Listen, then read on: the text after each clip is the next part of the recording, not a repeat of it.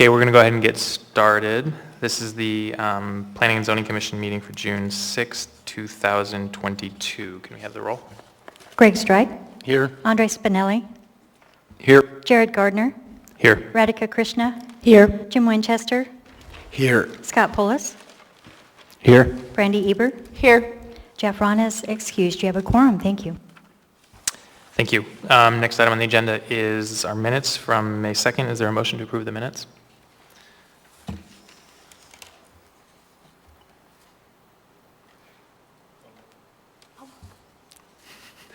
Got ahead of you. Moved by Commissioner Pullis, seconded by Commissioner Strike. Any objection?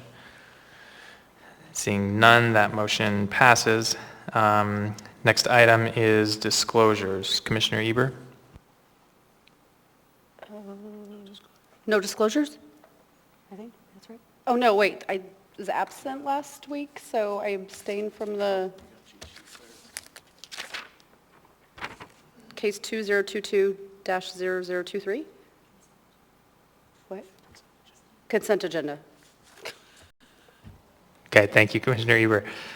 Commissioner Pullis? No disclosures. Commissioner Winchester? No disclosures.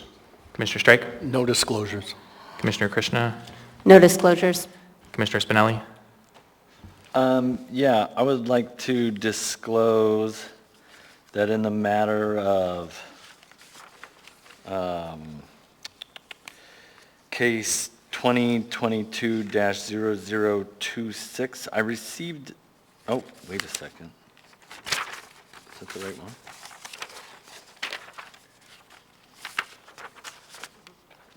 Yeah, okay, yeah. Yeah, in the matter of case 2022-0026, I received an email from the public, somebody interested in testifying, and just wanted to disclose that information.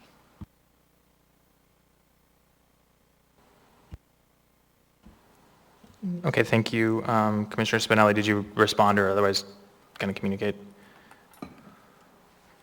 My response was that the public hearing was closed, but I believe the board had the ability to open it up, but I had no idea.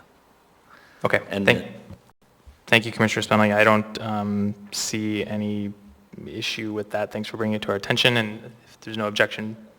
Oh, Commissioner Strike. Just one question. Did you know the person who called you? It was an email, and no, I did not. Thank you.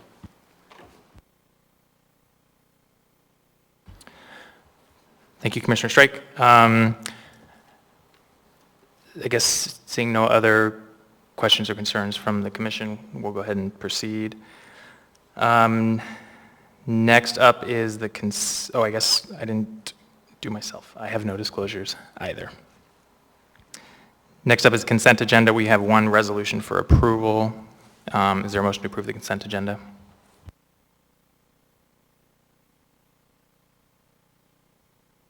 Moved by Commissioner Strike, seconded by Commissioner Winchester. Any objection? Seeing none, that motion is passes. Next item is unfinished business. This is case 2022-0026, continued from our hearing on April 11th. The public hearing has been closed, and I know we received some additional materials from staff, so Tom, I don't know if you want to go over any of that before we move forward. Sure. For case 2022-0026, we have the commission closed the public hearing on April 11th and voted to continue once the planning department had provided an issue response. The issue response summary is provided in the June 6th meeting packet. The summary provides the department responses to comments and questions raised by the public and commissioners. The comments include comments received in writing by March 31st in attachment 5, comments provided to the commission in supplementary packet 2 on April 11th, the April 11th public hearing testimony, and responding to commissioners' comments and questions given at the March 14th and April 11th work sessions, as well as during the April 11th commission meeting. The issue response summary is this document. It's a table, documents each issue raised in summary from the public. It provides the staff's response and then a staff recommendation for each.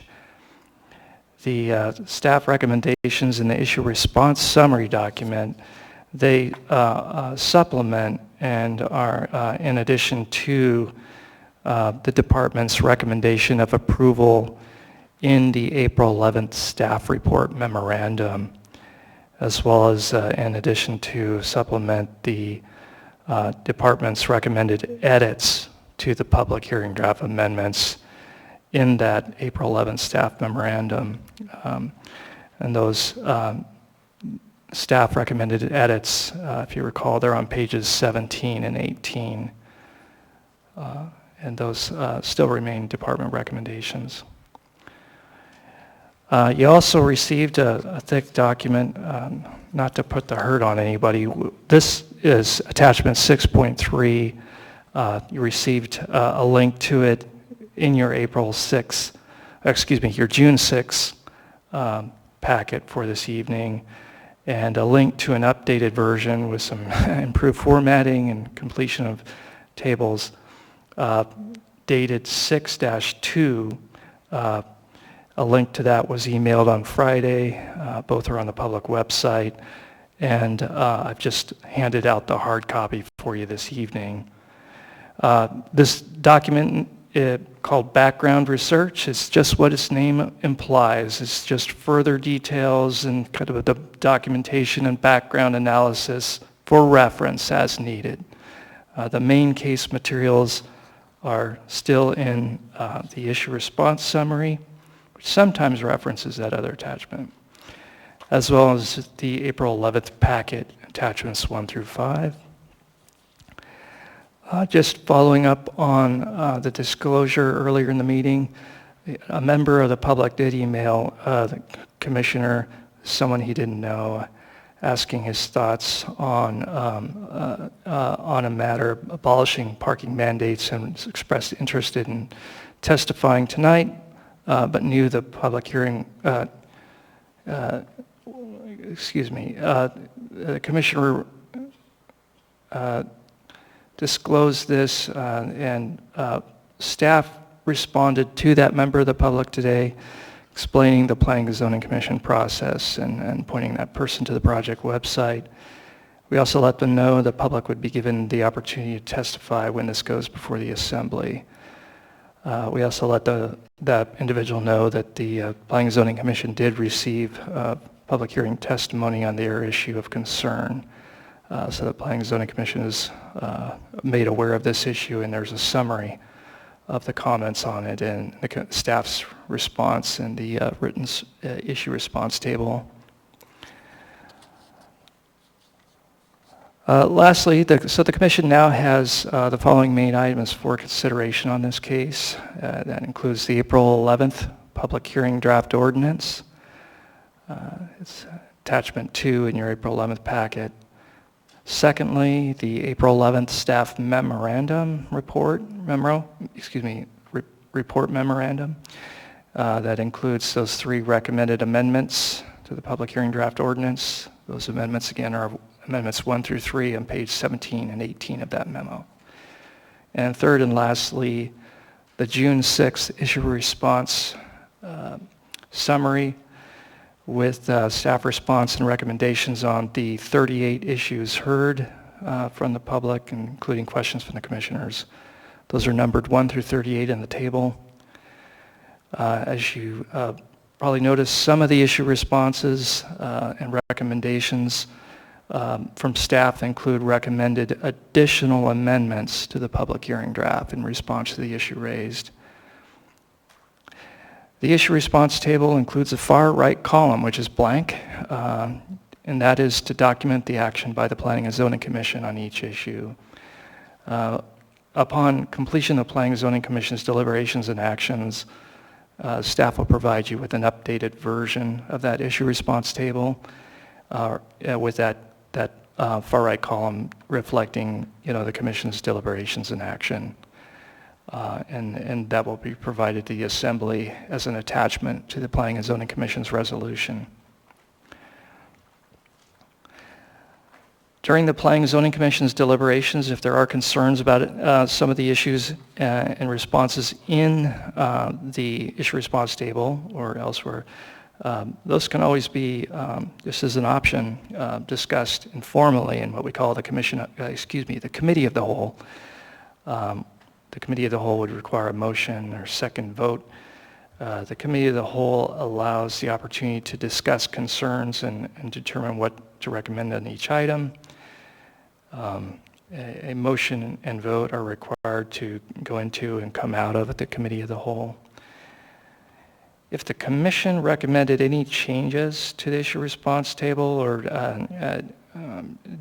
differences from what the staff recommended, you can just, once coming out of the Committee of the Whole, just proceed as normal with motions and proposed amendments followed by findings.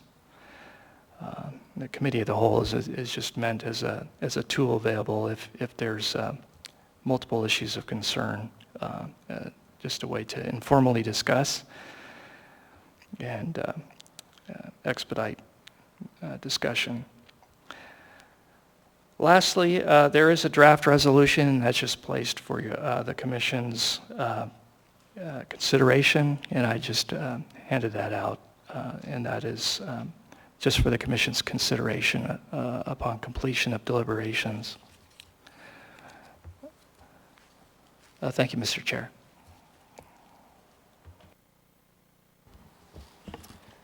Thank you. Commissioner Strick. Thank you, and through the chair. As I've read through this and recall the last meeting we had, one of the, I don't know if I had the answer to it, but we're looking at a code change, correct? I don't mean to oversimplify, but we're looking to a change to the code for Title 21 to allow and provide for this concessionary parking considerations. My question is, could this be handled through a variance process? Could this be handled on a case-by-case process as opposed to a wider spread overall change into the code?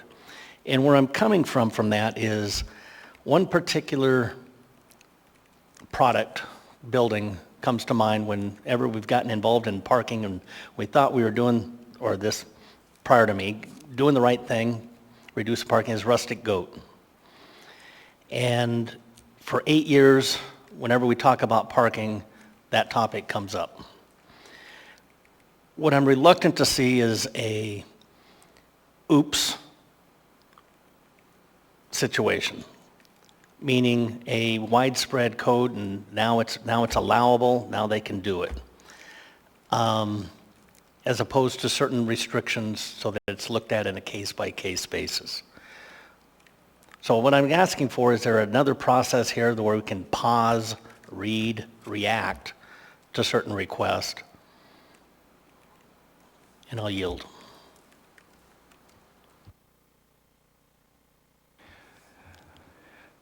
Yes, those processes exist today. There's parking variances, variance process through the through a board commission. At the administrative level, we allow parking reductions, again, through a discretionary process, whereas case by case, the traffic engineer and planning director at the municipality review the situation and provide, sometimes require a parking demand study.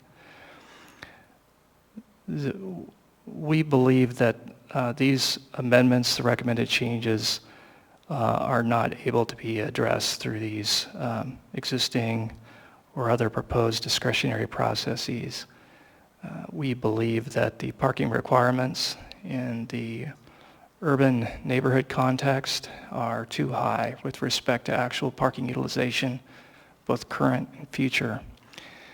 And we believe that the parking requirements really fundamentally were intended to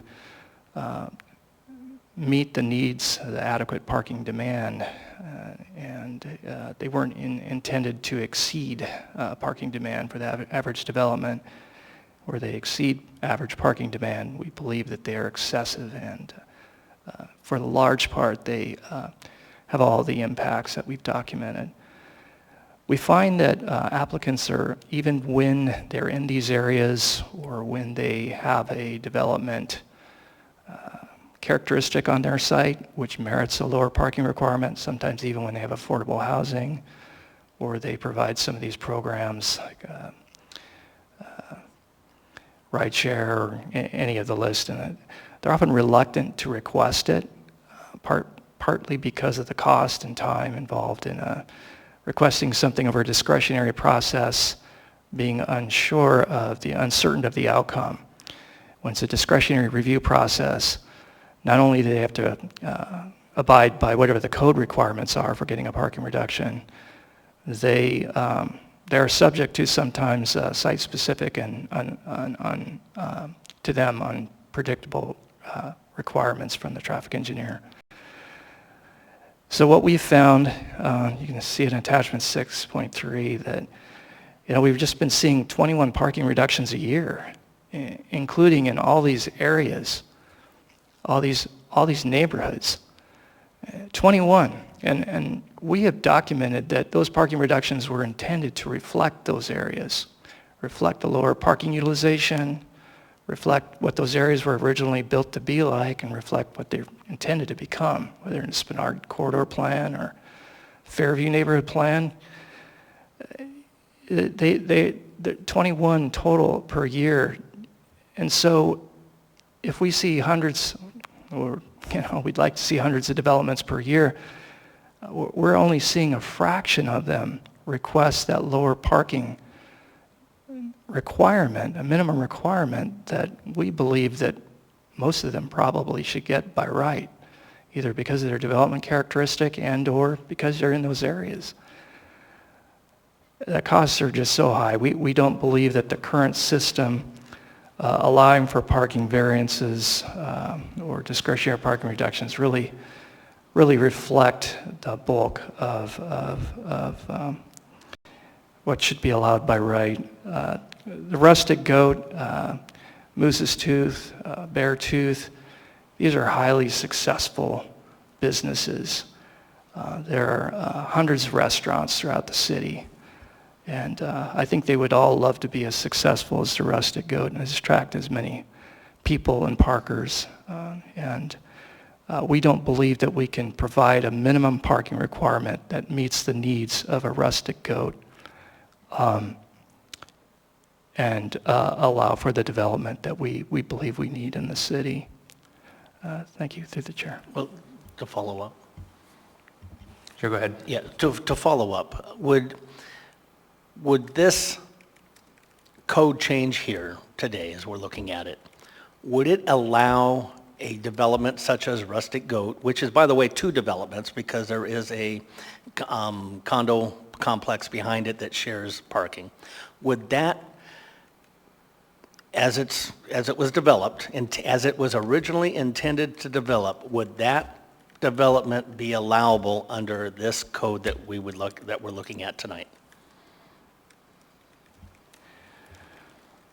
In one sense, no. In another sense, I don't know. The no part is that the Rustic Goat isn't located in one of the designated urban, neighborhoods. It's a little bit out there, and it's not near one of these transit corridors. So it would not get the by right lower parking requirement that we're proposing in these urban neighborhoods. And I do not know if they would have been eligible for parking reductions. They would have been eligible for the shared parking reduction that's allowed today. The shared parking means that they, some of those parking spaces between their housing, townhouses, and their restaurant, they could, share those spaces. That's not really changing, other than it would be more by right, but it'd use the same formula. They might get a few points for having such a pedestrian-oriented building as they do, but not much. So I'm not sure that they would, that this amendment would significantly lower its parking requirement just because of where it is. The part I don't know about is they did have like a B3 special limitation type rezoning, as I recall.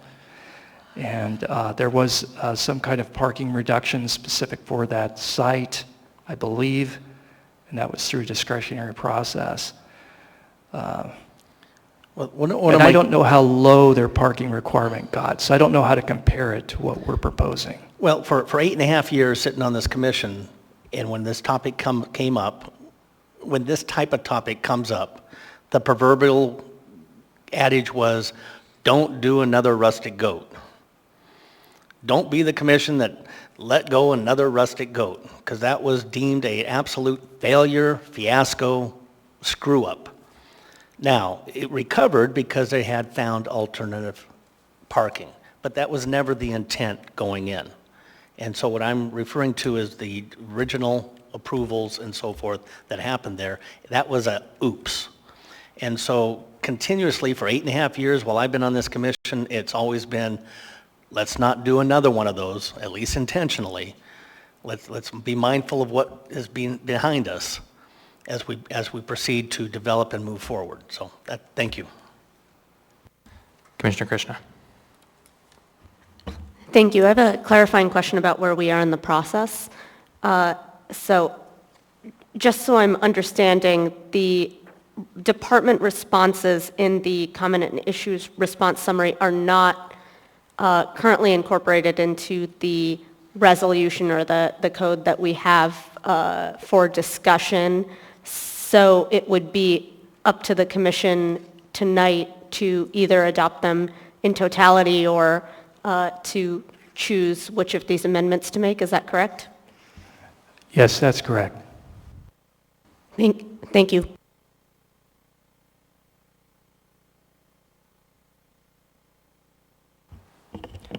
And then I guess a similar clarifying question from me is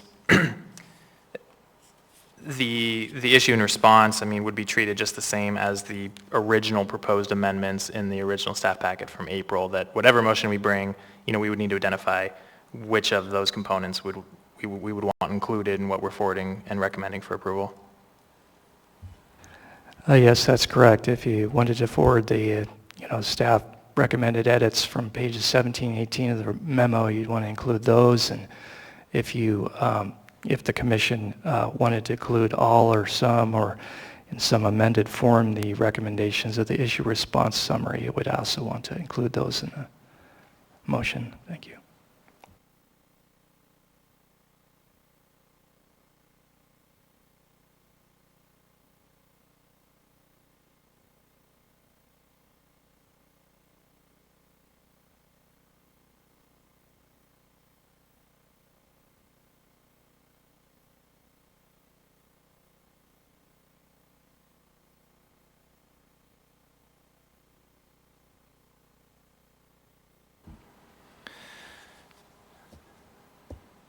So I guess at this point, we either would be looking for a motion of some sort. We could move on the actual proposal, or if commissioners have specific questions that they want to work through more informally, we could go into the committee of the whole as suggested by staff, or continue to just ask more targeted questions.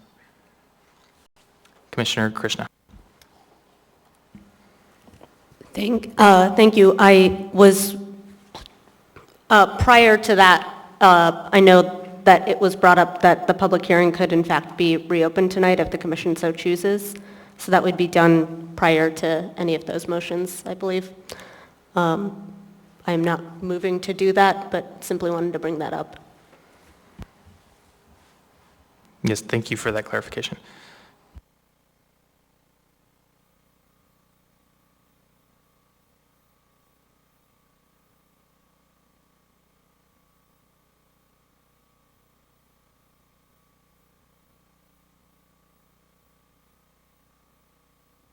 Commissioner Spinelli. Yeah, I would like to make a motion that we open the public hearing. It seems as if there is somebody that came here to speak to it, we could hear them.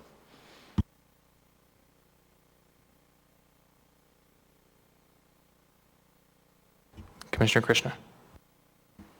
Question for staff. Is there normally a notice that is sent out for public hearing? I think I'm wondering about the ability of members of the public to know that they had an opportunity to testify tonight. Sure, the commission can reopen the public hearing. I think staff, we would recommend that to open a public hearing, that the commission would want to continue it to next Monday and actually have the hearing next Monday, June 13th, to allow the opportunity for the public to become aware of the reopening and either be present for this evening or be able to call in. I don't believe we have a call-in set up for a hearing. And that would also allow the persons who are interested in testifying the ability to become aware of the hearing.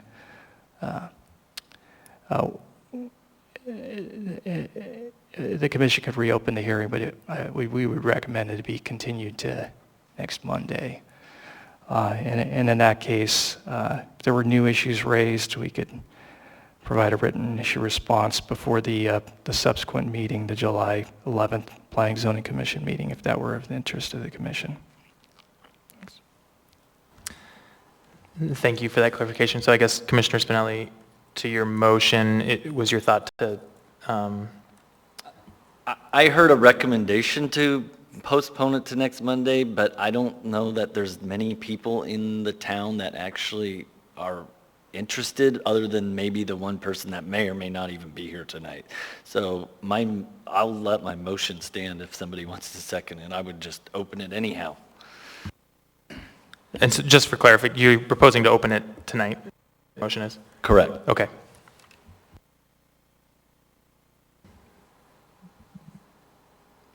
That motion is seconded by Commissioner Strike. Commissioner Spinelli, do you want to speak to your motion? Sure. I mean, I could go either way on this. I just figured I don't see the harm in hearing one more person talk if there's one or two or three or four. I mean, there's not a room full, so we're not going to be here all night. I don't see the harm in it, I guess. So I'll support it.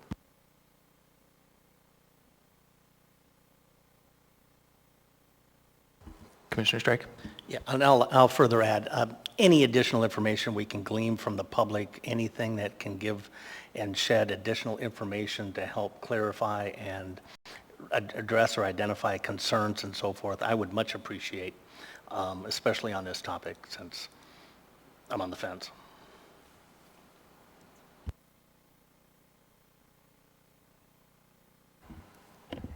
I guess for myself, my sense is that I feel like we've had a fairly robust public process for this. I don't see the need to open it to additional testimony before us, although I'm not in principle opposed to it if commissioners think that they could learn something useful from it. But if we do that for myself, I think just as a matter of fairness, we should provide an opportunity for notice and for people that are interested in speaking to show up to be able to participate in that process. So that's my sense of it. Commissioner Strike. To speak to that, I don't think that this motion negates the ability to hold the additional public hearing next week. I don't think you're hearing that this is an all or nothing, this is the only time we would do that. Because I would entertain, if we had any information that could come tonight, great. Otherwise, I'm with yourself that if one versus the other is the option, we can only choose one, then I would go to next week as well for public hearing. But if we can do both, then I'd let my second on my original motion stand.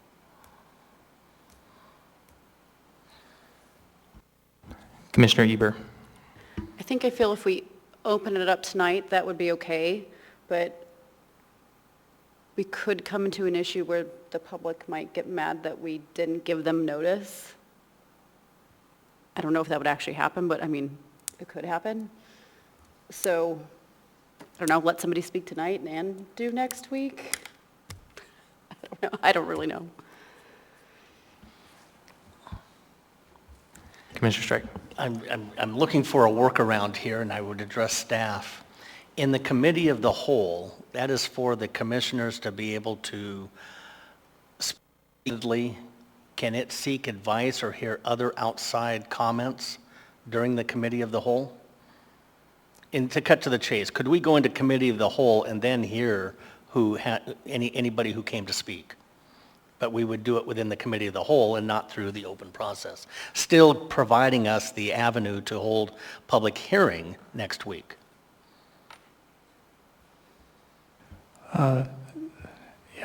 Thank you. I think I understand the question. Through the chair, I believe the committee of the whole is primarily a tool to allow the commissioners to speak informally and to one another and just expedite the deliberations.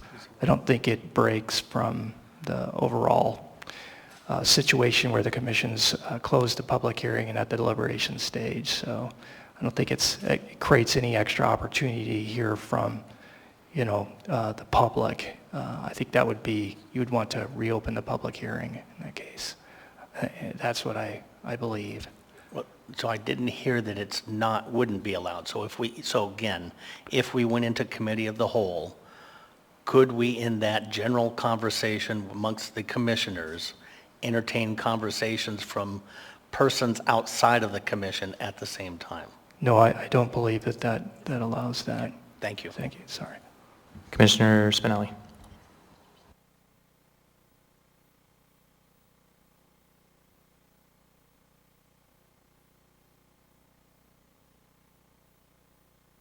Commissioner Winchester.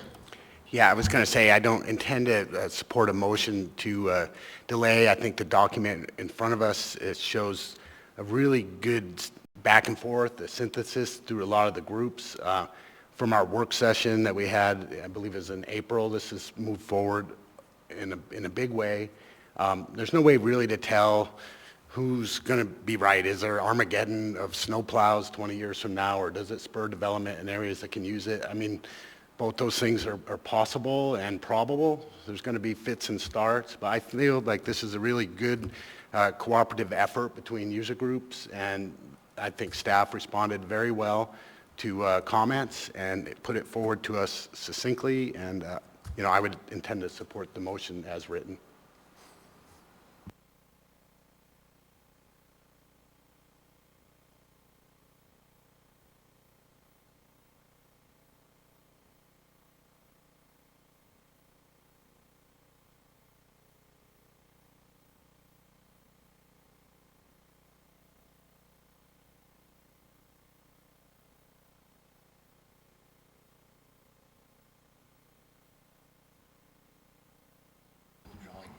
Yeah, for clarity, Commissioner Spinelli withdrew his request to speak.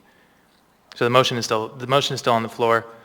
I think don't see any other comments, so we'll just go ahead and vote on the motion to reopen the public hearing this evening. Oh.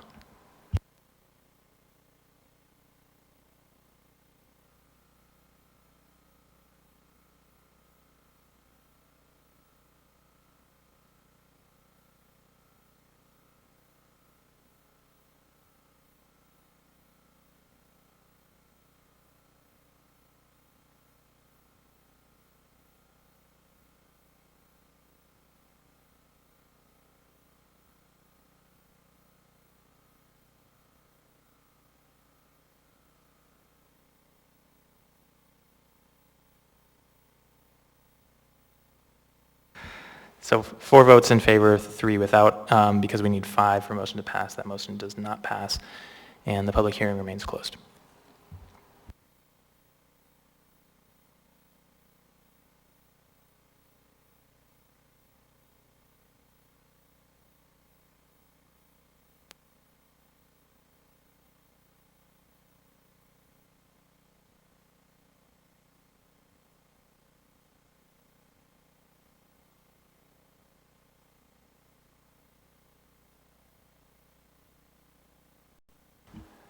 Okay, so I'm not seeing It doesn't seem like we have a lot of specific questions for staff, so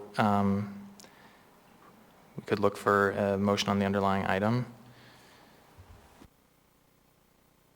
Commissioner Krishna.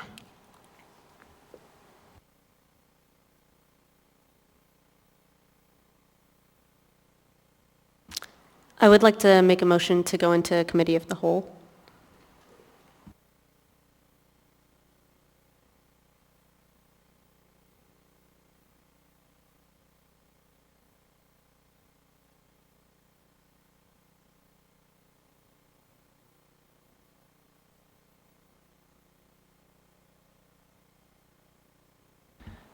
Okay, we have a motion to enter the committee of the whole by Commissioner Krishna. Seconded by Commissioner Eber. Commissioner Krishna, would you like to speak to your motion? Thank you. I think we have a very long and complicated set of department recommendations in response to a number of public comments. I think that would be the simplest way to move through this potentially very, very large set of amendments that are possible. Thank you, Commissioner Krishna. I don't see anyone else looking to speak. We'll go ahead and call a vote on the motion.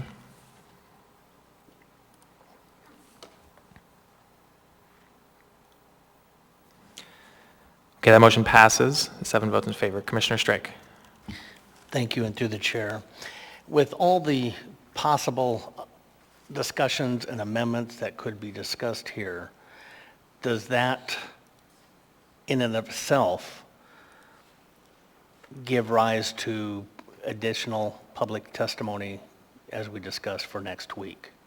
How public has this document that we're seeing here tonight been promulgated in the public setting for this topic?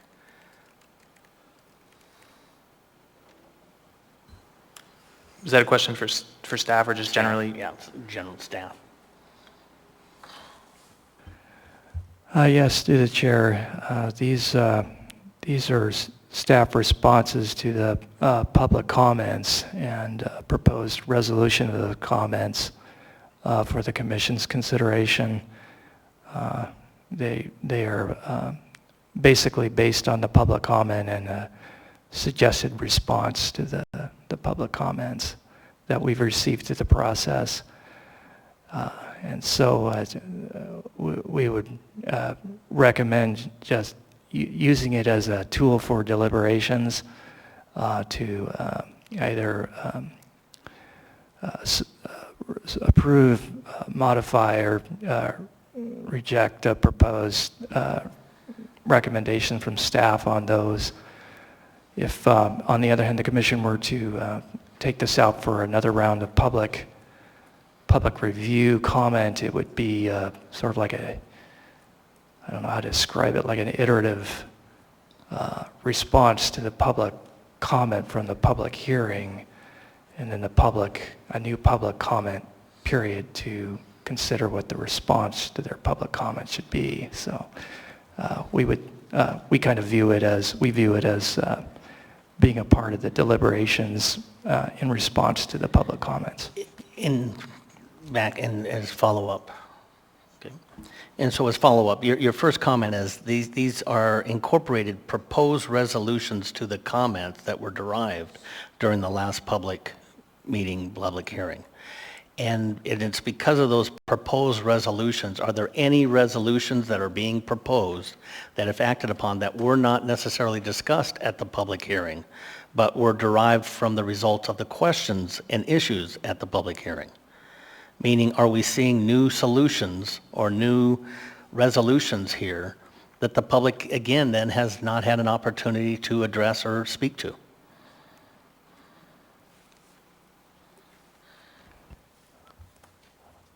I think that I'm not sure what new means. I think that the proposed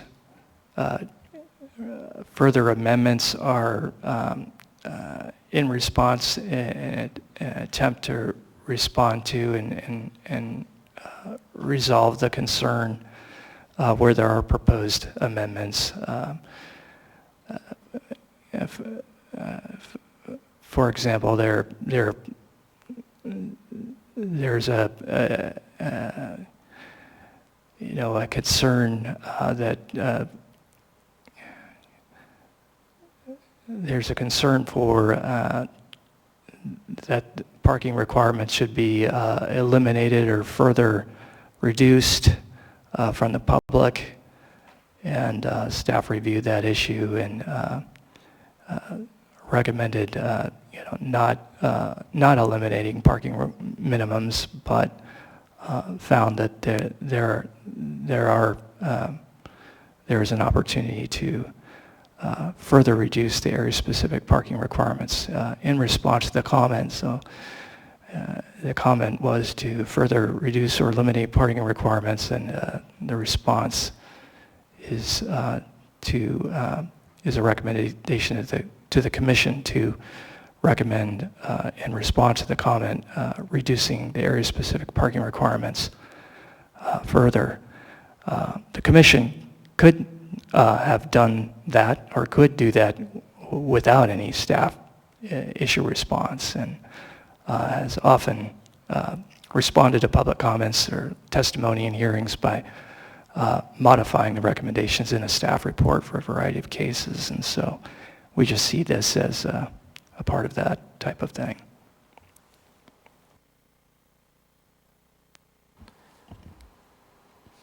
Commissioner Spinelli, I don't know if I saw your name. I don't know if you still had a question or comment. I've withdrawn again.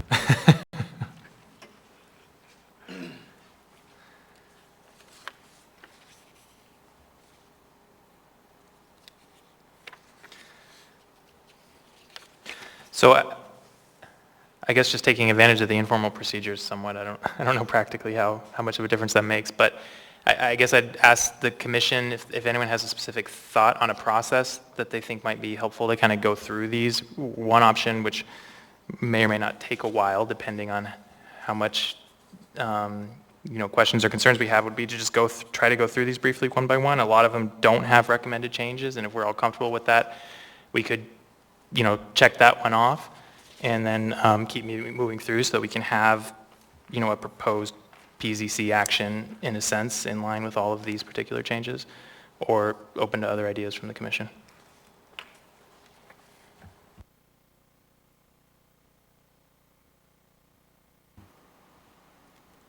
I think that sounds good. Also, in 3 years, this is my first committee of the whole, so staff maybe maybe a little bit of background on what that entails and what that means for commission procedures would be a little bit helpful. Sure, I'll attempt my best. Commissioners Strike and Spinelli may recall that some years back in 2017, we used committee of the whole to get through a much longer issue response table for the Anchorage 2040 land use plan. And one of the tools the commission used to expedite was to simply have a call for commissioners to pull any items they had concerns about from each batch of issue responses. And so they could, ask commissioners to, the chair could ask commissioners to identify any items they have concerns about, go down the line from the commissioners and simply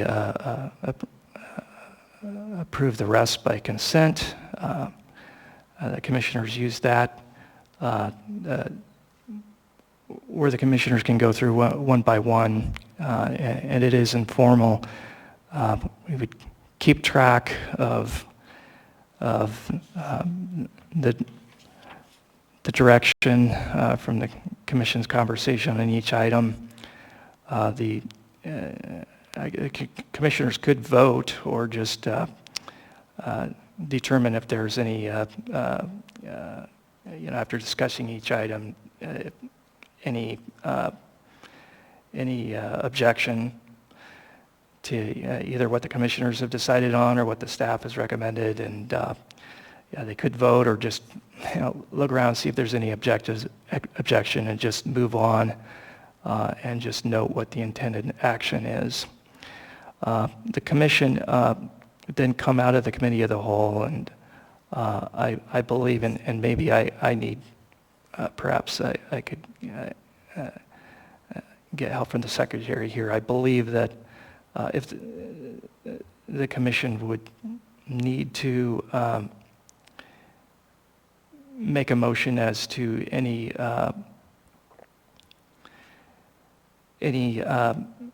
changes from the staff recommendations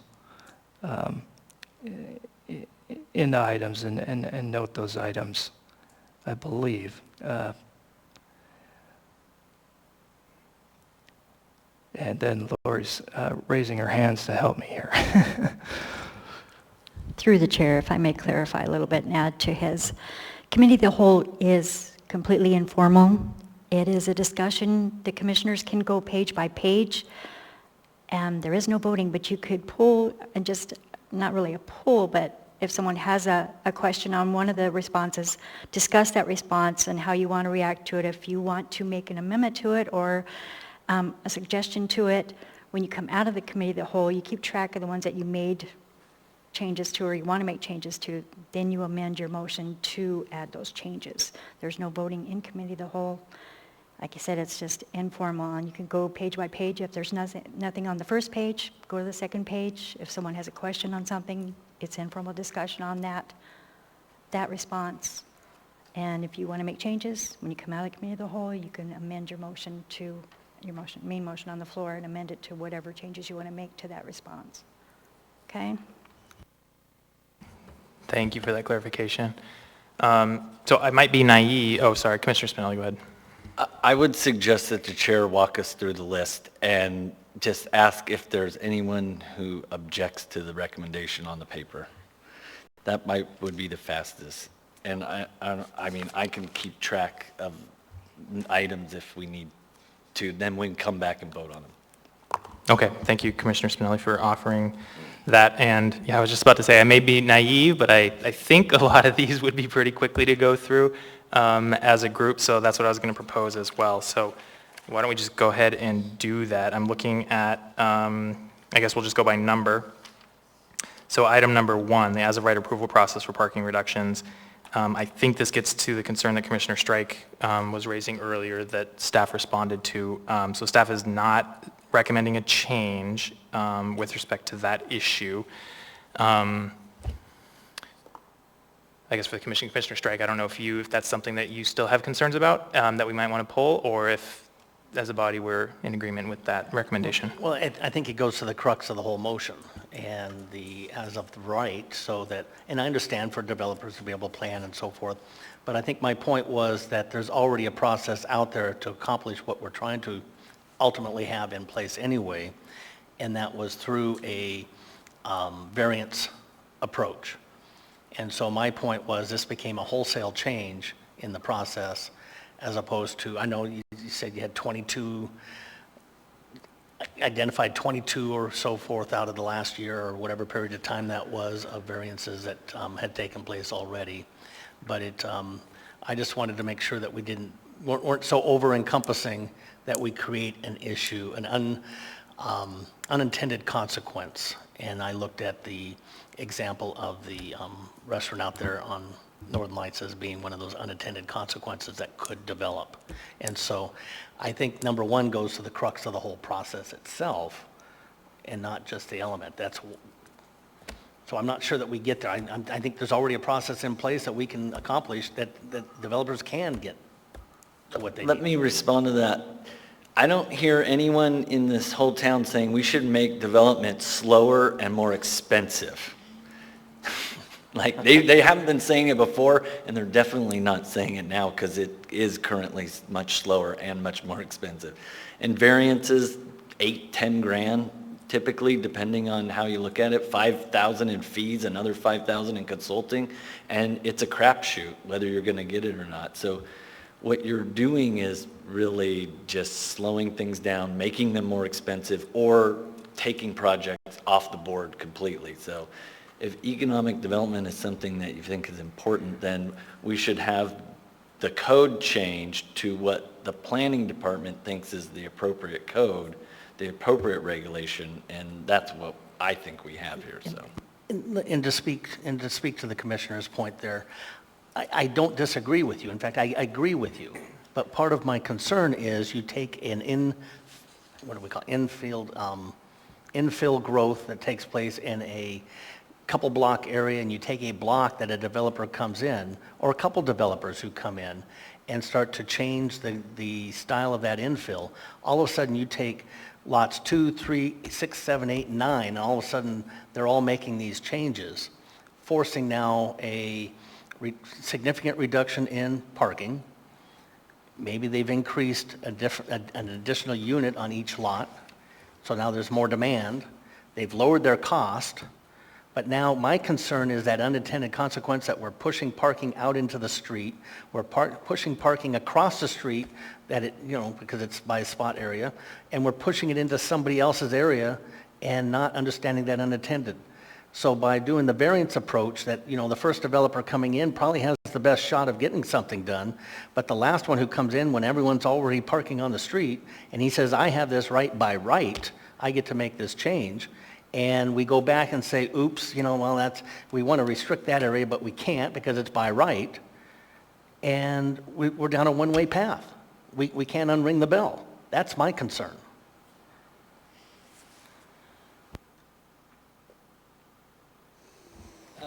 I guess one other thing to bring up is that current code is not the way the city of Anchorage exists.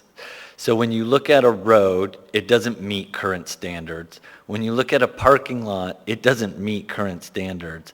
And so the standards that we have on the books today are much higher than what you think is the reality of the city of Anchorage. At least that's my impression of it.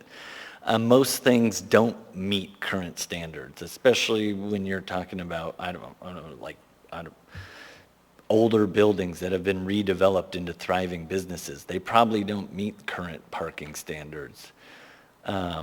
So, especially roads, there's not many roads in town that meet the current standards. So when we're talking about reducing the standards, we're reducing them from our current standard, but it's not the way things it's not the way you envision the town. So you can't really say, we're going to have less parking on a new Wendy's than we have at that old Wendy's, because that old Wendy's didn't even meet the current standards because it probably was built back in a long time ago. And so I guess I'm okay with updating the standards to what the planners think is currently acceptable.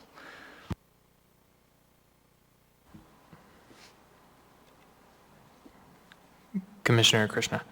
For the sake of weighing in, I think I'll just add that I'm comfortable with the premise. I think I'm compelled by the background research that staff provided in the large additional packet on the minimal use of parking reductions under the current system. I'll just add that to the discussion to say that I think you're right, Commissioner Strike, that this first item is really just about is this the right tool that we're pursuing right now? And I believe it is, so I'm comfortable moving on. Commissioner Eber, I saw you in the queue earlier. I didn't know if you had a... My only question with this is, in the comment question, it said, what if members of the public later report parking problems? I don't think, at least when I read through the response, how that was addressed. What if there is a parking problem after the fact, after it's done? How do you address that?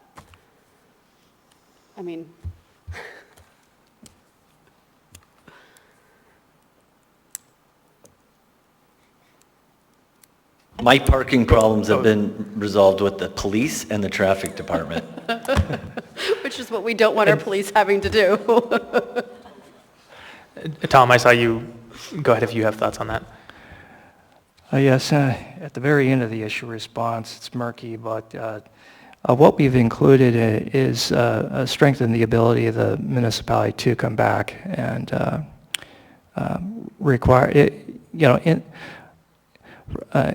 First of all, so far in our parking reductions that we've had over the past years, our land use review folks who facilitate the parking agreements asked again, they can't recall a time when the municipality has had to come back and deal with a parking problem created by a parking reduction in these administrative reductions through a change in parking agreement. But what we've done is we've strengthened the municipality's ability to require the applicant to undertake additional parking reduction strategies that are not included in the original parking agreement in the event of a problem. You can find that in the attachment 3, the annotated version. It's and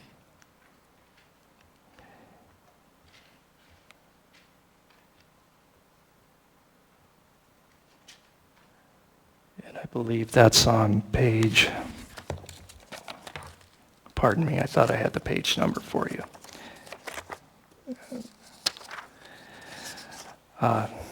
Sure, that's on page 35 under the last paragraph of the annotated version of in attachment 3.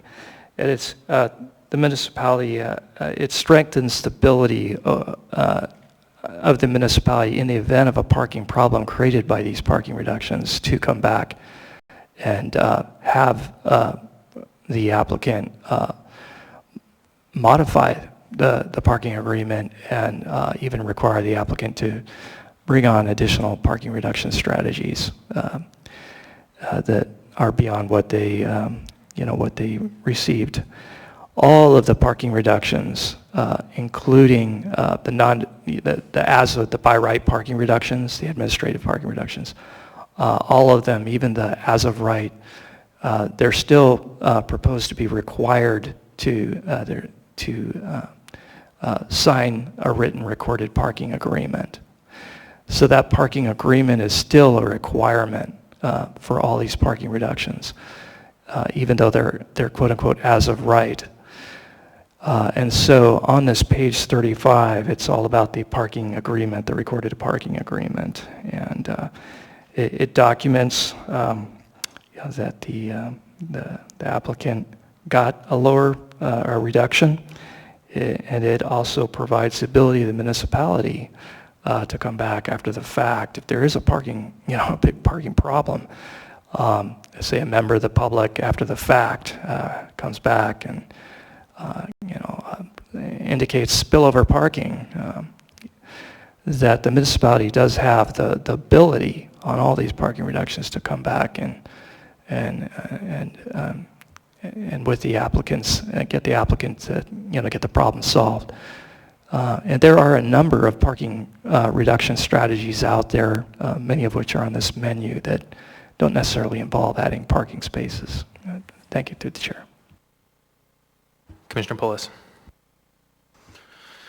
I think I should just give a little of my personal experience to back up some of what Commissioner Spinelli was saying. In the last 5-10 years, I've developed quite a few new developments, redeveloped a few under current Title 21 standards. And since all that's gone down and I've seen the process come through, in my personal opinion, I feel like there's a 5 to 10% over parking requirement on new developments and redevelopment.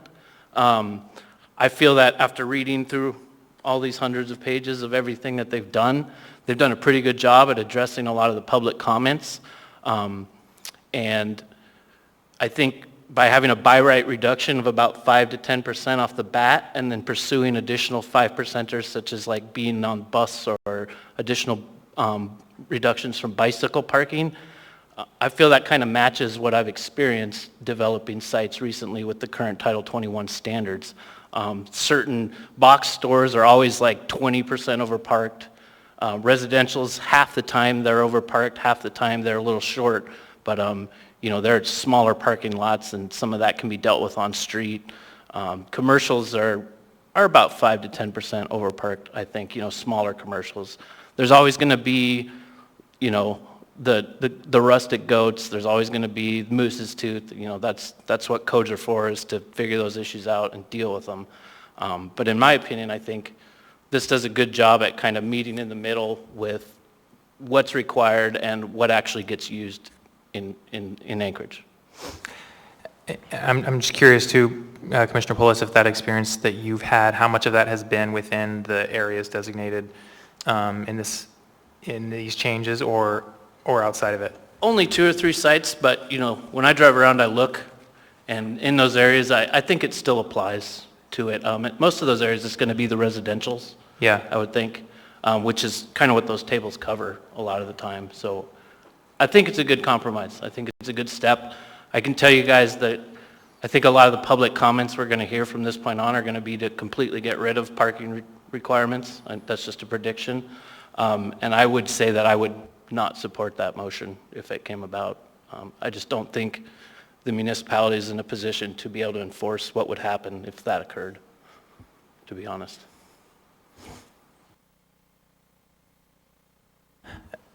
I guess I'll just chime in briefly too, just for myself, recognizing that we've got a lot more items to go through here, but this, I agree, is kind of one of the core piece of this, so I think it probably warrants some time while we're in the committee of the whole.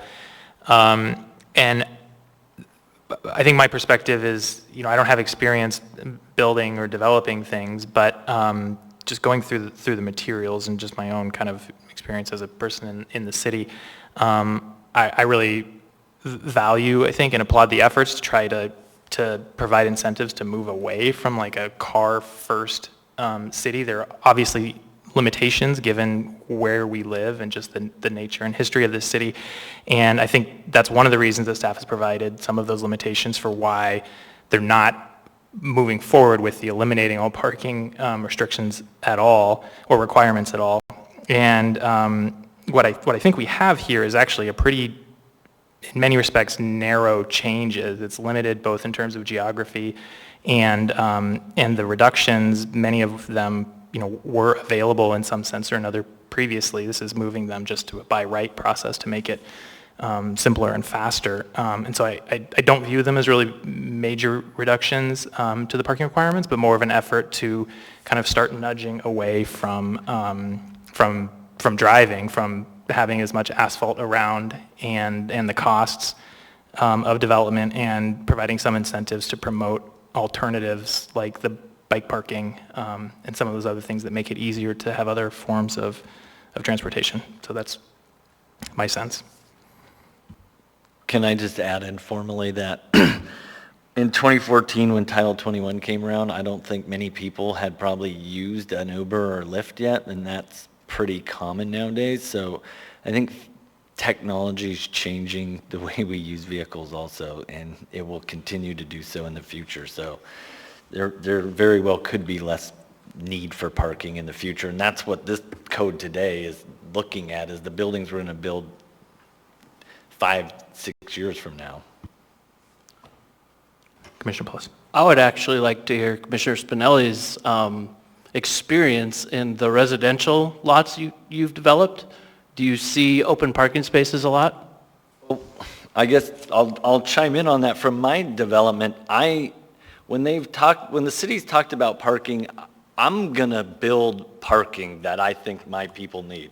When I'm building a house, I build more parking than is actually required. I mean, a lot of people want RV parking or trailer parking, or, you know, if they're gonna have an ADU, they want the additional parking spot for the ADU.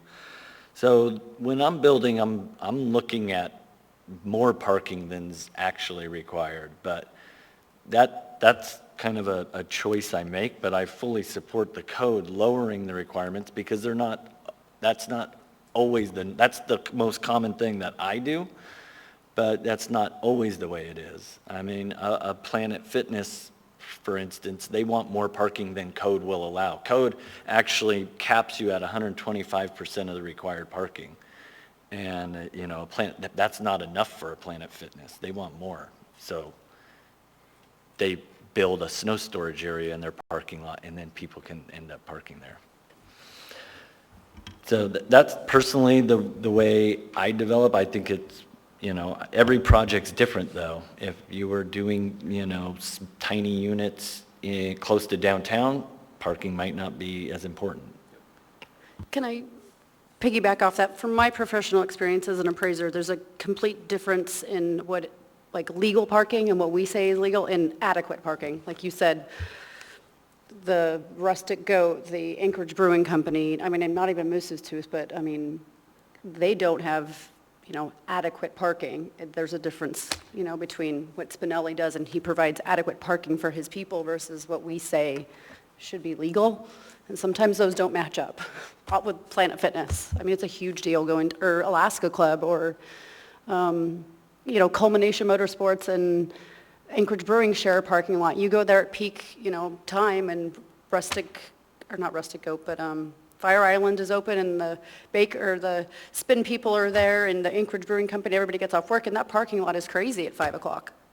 So, and then you add King Street to the mix, so I don't know. Sometimes reducing it seems like, might not be adequate, but we're also talking outside that core area, so.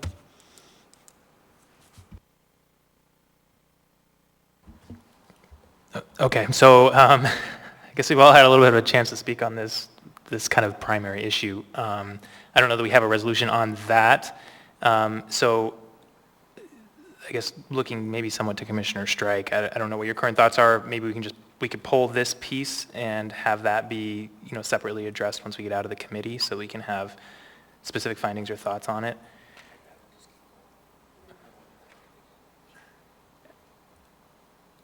Okay, so I might make a suggestion that if we've read through these on our own and made notes, that if commissioners had specific questions about specific items, that might get through all 38 a little quicker, and we can just address those ones that people have earmarked for discussion or questions, maybe.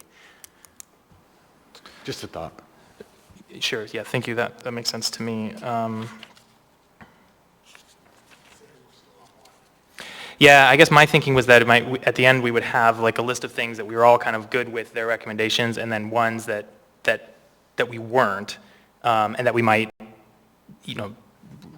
go through separately in a motion once we get out of it. And so I guess my question was, and I might be thinking of it differently than you are, but if one is one that we'll pull out and deal with after the fact, or if we're all comfortable with one, recognizing Commissioner Strike's concerns. I don't know if the discussion has changed his thought on that. I felt like one was like a yes or no on the whole entire motion, kind of thing. And that's felt where like I it was was, a general and that's where I was discussion. coming from. I think what we need to do in order to facilitate is, look, we've read the packet, we listened to the testimonies, the staff came back, they've made their comments, and then they have a recommendation.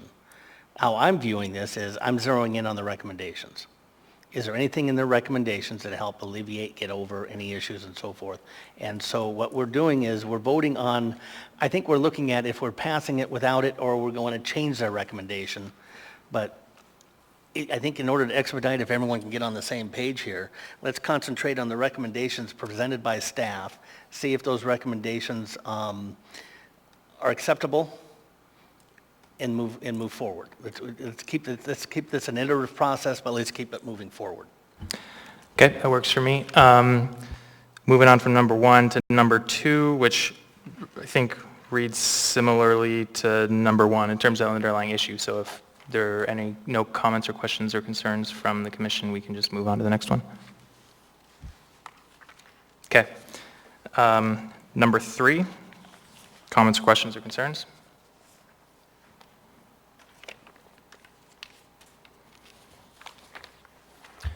Okay, number 4.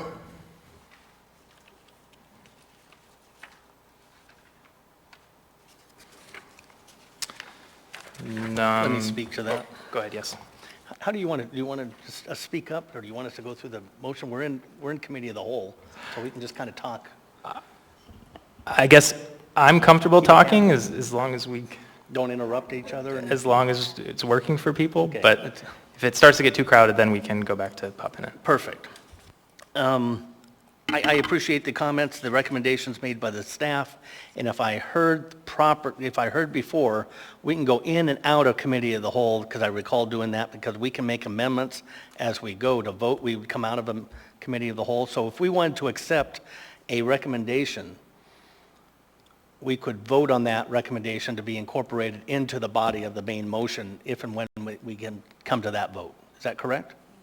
I think we would need to go out of committee of the whole, Right. make the main motion, and then go back in committee of the whole, talk about it, then go back out, amend the motion, then go back in, which That's what seems I'm- like a lot, but however, But it keeps it iterative, keep it processed, and we go one through, and I think it's the quickest way. So Commissioner Stark, are you suggesting that if there is something that we're looking to make an amendment? When we come to like number 4, if we agree with the recommendation posed by the staff, then I would move to come out of committee of the whole, make a motion to accept the staff's recommendations.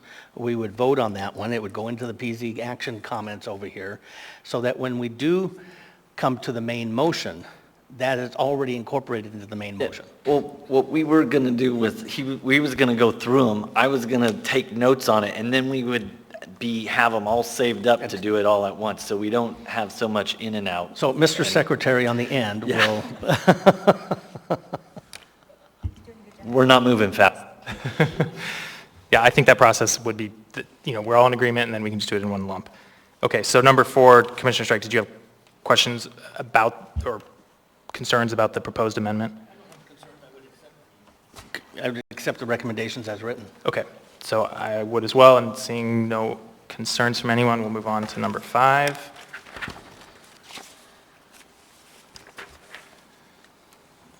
Comments, concerns, questions? Okay, number 6. Seeing nothing, moving on to number 7.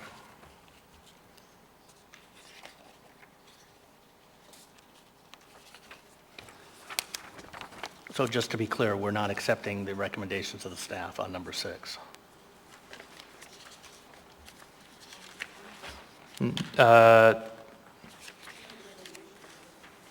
Well, did they know had any issues, or did we concurrently? So if we're all, I guess the I just operating... want to keep the secretary straight down at the end. I don't know what he wrote. I have it down for yes. I'm writing yes on the ones that we pass Yeah. over. So you're writing yes for anything that's no one speaks to. That's Yes. correct. So if anyone has concerns about a recommendation from staff...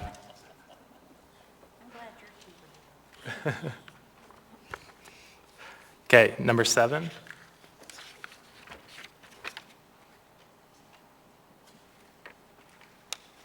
Number 8. Okay, now we're moving, look at us.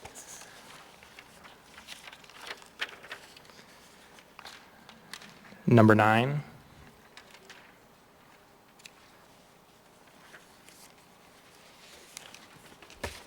Oh, I actually had I guess a typo, just a number 9, I think, which is the second column, the second row with new language. It says development sites located within 1/2 mile from the center line. And then I think it's just missing the word of a right-of-way.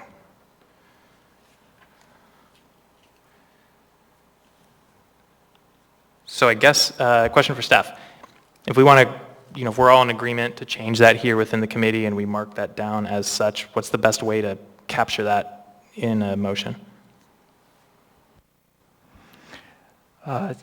First, here in Committee of the Whole, if you were to support the recommendations overall, then it'd just be a yes with with the correction of the typo where that is. And then once out of the Committee of the Whole, to include in the motion a mention of that issue response item 9, to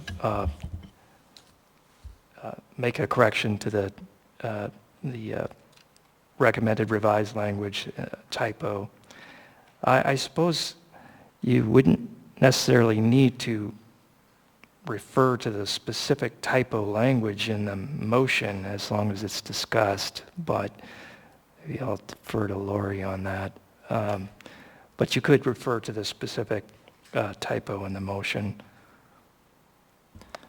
Okay, I think we should be able to do that. So assuming everyone's comfortable with that typo, we can just flag it for when we do have the motion, or rather comfortable with the correction to that typo. Yep. Okay, number 10.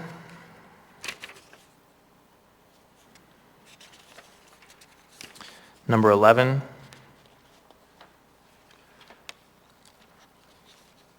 Number 12,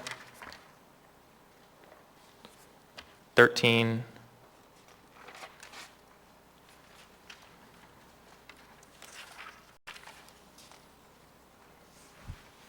number 14,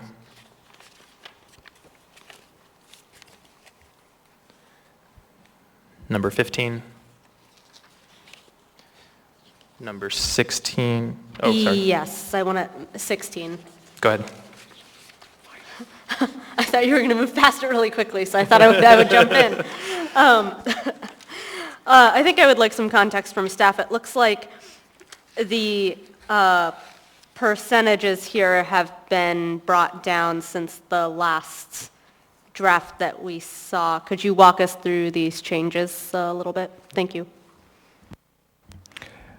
Yes, through the chair. I think that I'll refer to page 16 in this attachment with a picture in the front of it as 6.3. 6.3 is that page 16 is the tail end of our review of the existing parking utilization rates for the uses in the urban neighborhood context.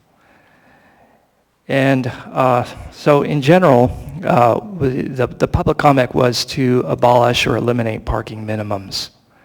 That came from a number of individuals and organization recommending to abolish parking minimums. And the essential response from staff was that, providing reasons why staff wouldn't recommend abolishing parking minimums. There's also support in those public comments for further reducing parking minimums. For example, the resident from Spenard.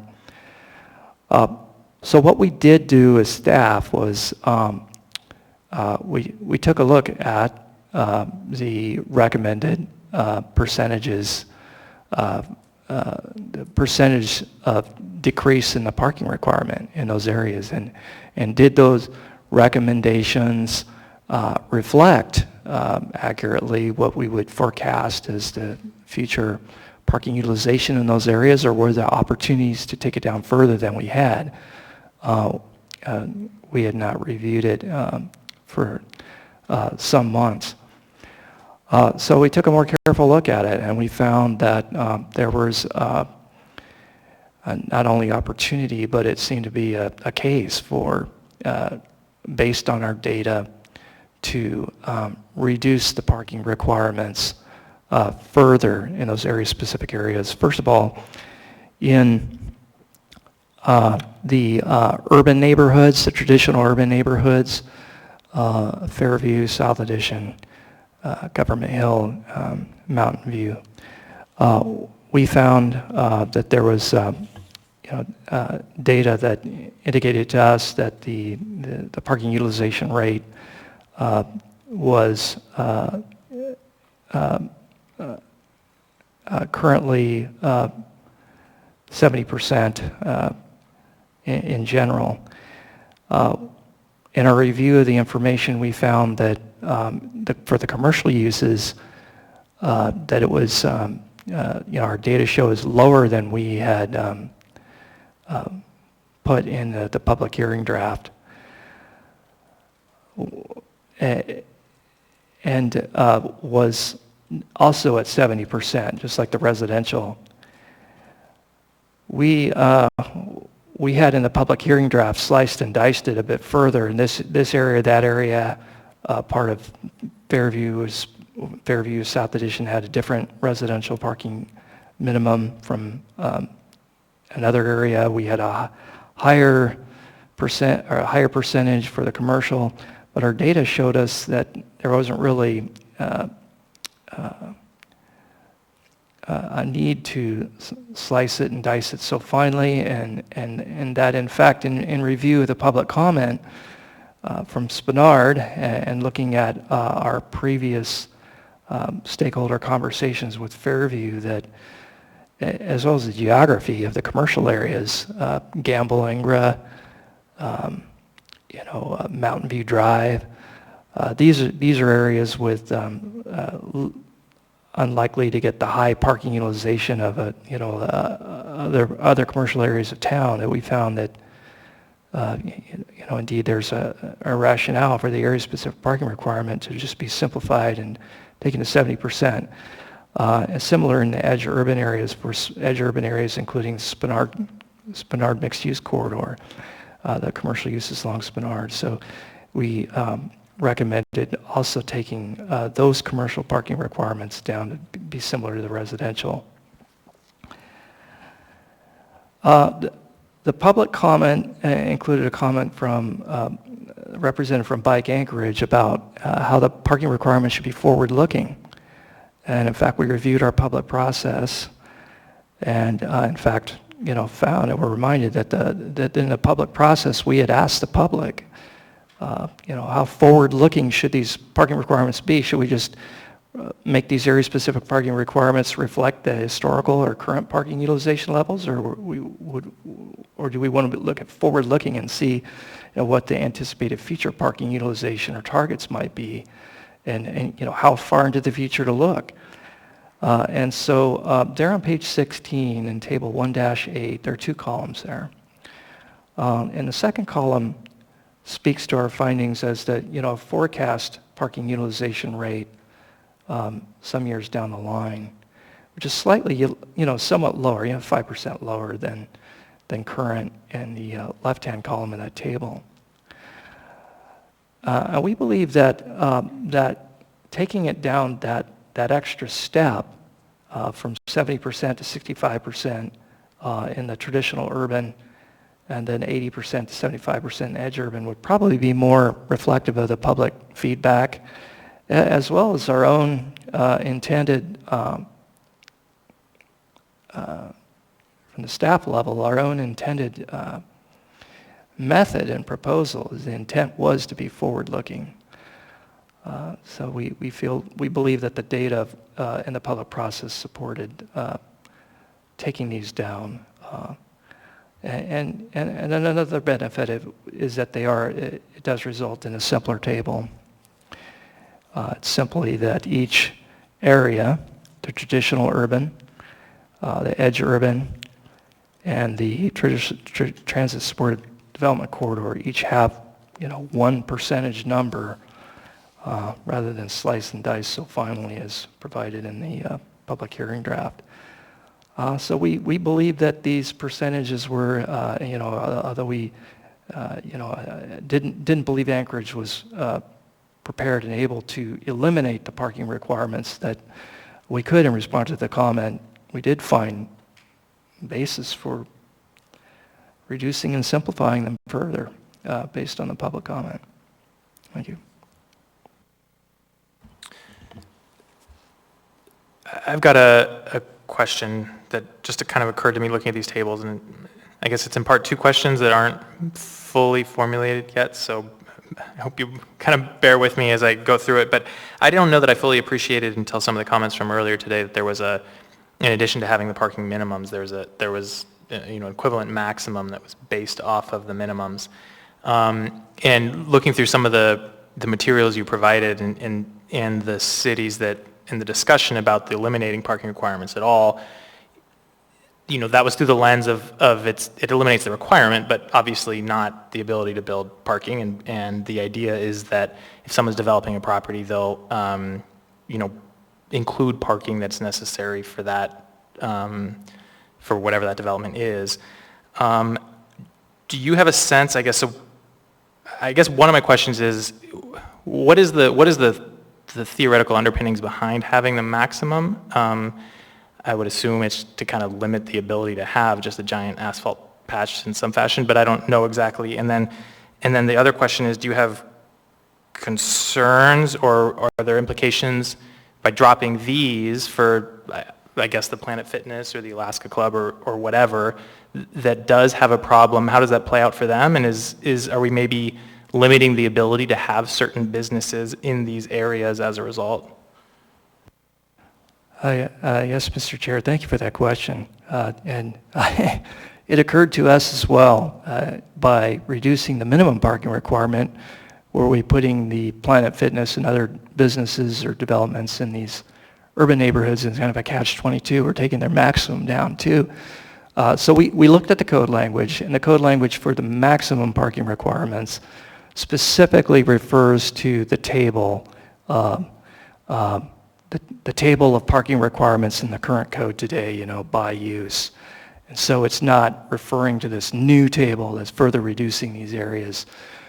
So we believe we've dodged that bullet, and the commission is welcome to recommend staff provide further clarifying language that, there's no intent here to reduce the maximum as well.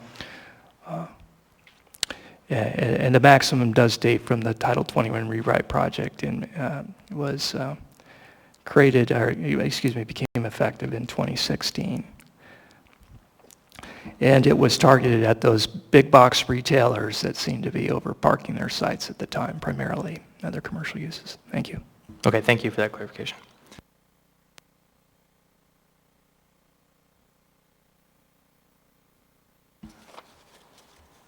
Commissioner Polis. Sorry, Commissioner Eber. I think I tend to agree with stating something along the lines that we have no intent to reduce the maximum. I think that should be somehow added into that.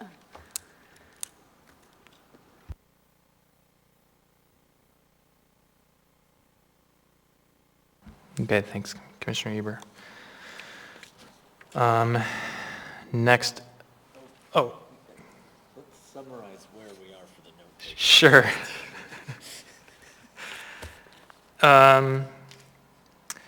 So I think primarily, unless Commissioner Krishna had other thoughts in reaction to the response from staff to her question, but I think really it's just to, in some fashion, I don't know if it's specifically with respect to number 16, but we want to be sure to include something to reflect that there's no intent to reduce the maximum parking availability in any area, I guess.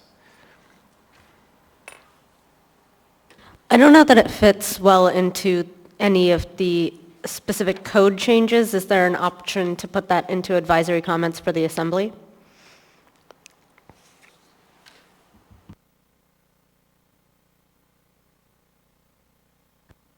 Sorry, through the chair, I believe that that the commission could in fact recommend, because this,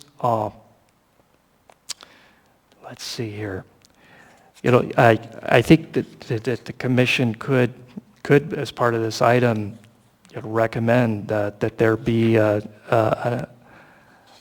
amendment either here in this subsection being amended with this table, very specific parking requirements, and or in the maximum parking requirements later in the subsection to add such language, and we could. Could we, sorry to interject, could we add a column to the end of this table that we're looking at, 21.07-7, to the right, just stating, maximum and then unchanged for all of these? Something like that? We could. We might recommend keeping the table simple and having language accompany the table, either above it or below it. Same subsection E2. So one thought that occurs to me, I'd be curious for your reaction, is the introduction to the table says area-specific parking requirements, lower parking requirements for specific areas that have less parking utilization and more alternative transportation options are set forth in table 21.07-7. And then we could have a sentence there that says, the maximum, I don't know if they're called maximum parking availability or how they're described, but the maximum parking limits identified in whatever section it is are not affected by this table or something to that effect. That would be strategic. That would place it in a clear spot. Commissioner Spinelli, did you get that?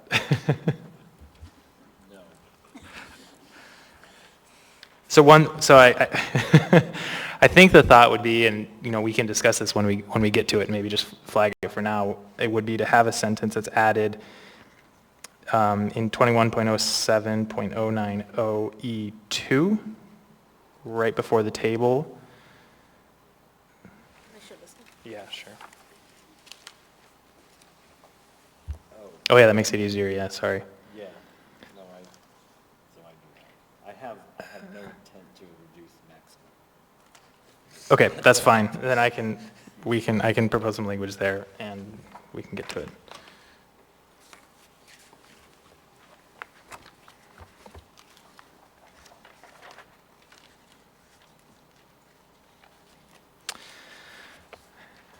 Okay, number 17.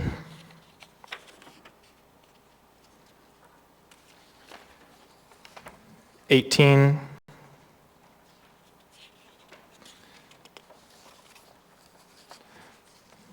19.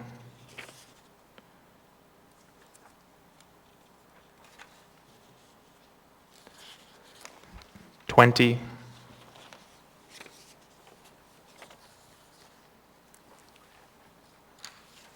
21.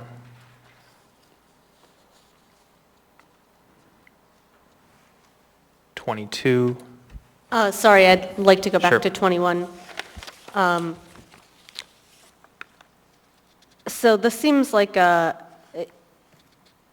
actually, I would appreciate staff's walking us through this response and recommendation. Yes, through the chair. This is in the proposed new table of pedestrian frontage standards, and I believe it appears on page 14 of your attachment 3, annotated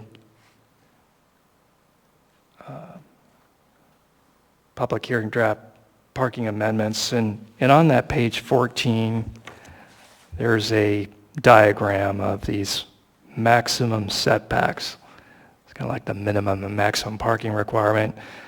And the diagram there, it's right above the table, and it doesn't appear in the issue response, but there's a building, and it's set back a little ways from its primary frontage. And the idea being that there being a maximum setback. The recommended maximum setback in that table is basically transfer of existing code requirement for maximum setbacks for mixed-use developments and the area-specific parking reductions for these urban areas. And this table applies to those urban areas. So it's basically deleting the requirement from the other parts of code where it existed, and it's placing it here in this table with other pedestrian-oriented standards.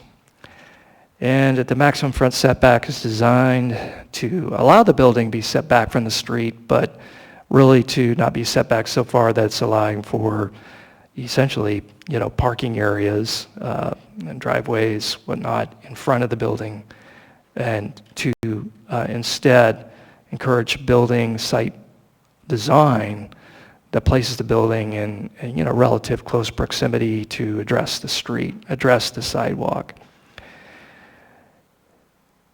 The comment from the public is from South Addition Community Council to not apply this maximum front setback to the residential uses, particularly in South Addition. And their concern is that by placing a maximum setback as proposed here, it's 30 feet maximum in their neighborhood on the primary frontage, and if the house or development's on a corner lot, the secondary frontage max setback would be 90 feet. But basically a 30-foot setback could be too constraining for residential site design. Sometimes the home or the duplex might be set further back from the street, deal with site issues, and that particularly could be the case in some of these lower density R2, R3 situations. And so staff agreed with a comment that there could be, problems. The maximum setback does allow for administrative exceptions and allow for further setbacks, but we basically agree to remove the requirement in the lower density residential zones. However, in Fairview, meanwhile, Fairview's plan calls for maximum setbacks in the commercial mixed-use areas, and we also have other plans that call for, maximum setbacks for commercial mixed-use, high-density residential. And so we've recommended, rather than completely striking the maximum front setback, that it's actually rather important for the commercial mixed-use areas. And so the recommended edit that you see there in the issue response table is to limit the applicability of that maximum front setback of 30 feet in the traditional urban neighborhoods and 60 feet in the edge urban areas, to limit those maximum front setbacks to the non-residential zones and the R4 zone, the highest density residential zone. Thank you. I appreciate, I think, the desire to balance what various community councils are, and neighborhood plans are kind of wanting for neighborhood character. I think my one question is, when we limit this provision to simply R4 districts, we're talking about a very small percentage of the area which we're looking at, which is already a kind of a smaller percentage of acreage. And I think I'm just wondering, this seems quite specific and restrictive, especially just in Fairview, right, is what we're talking about, unless I'm missing some other, parts of Midtown, I guess. But there's really not that much R4 throughout this entire core that we're looking at, I guess, not counting the downtown districts. Can I interject for a second? To further that question, I mean, I guess, why wasn't this done with R2 and R3 and some of the other high-density residential? Is that kind of what you're getting at? Well, it sounds like there was that the original draft had the setback requirements in R2 and R3, and Tom was just sharing that due in response to these comments it was removed. Yeah.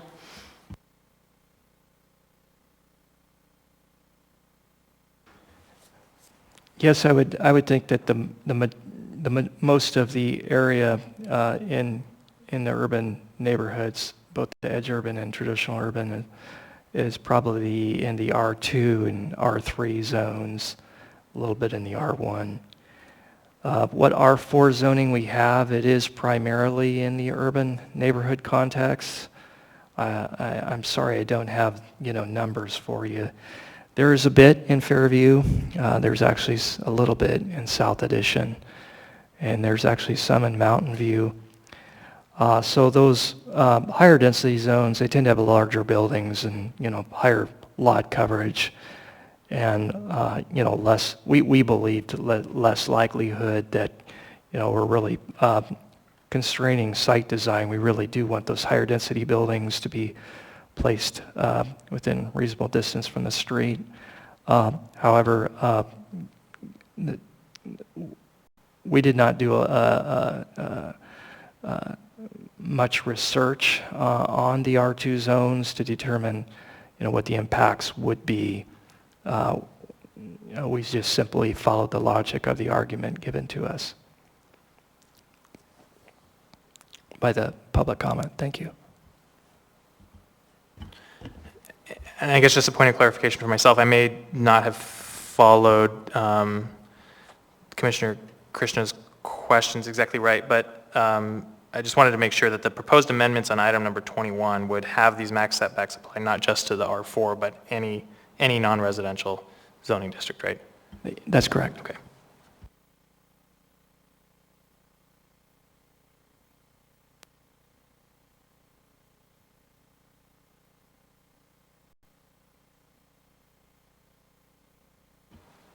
I guess I'd like to hear perspectives from others on the commission about, now that this has narrowed to simply R4, I guess I'm more interested in the residential side of it. Is it still effective, right? I think what it does is it creates a space that will be used for nothing. Because traditionally you can have your building outside of the setback, and maybe you push it a little bit further, and then you take up that whole front. You're allowed to have a parking lot in a front yard setback. And so now the building is pulled close enough that you really can't do much of anything with that 30 feet. It's not wide enough to you might have a one-way lane of cars if you had somewhere to go, but it's basically creating open space.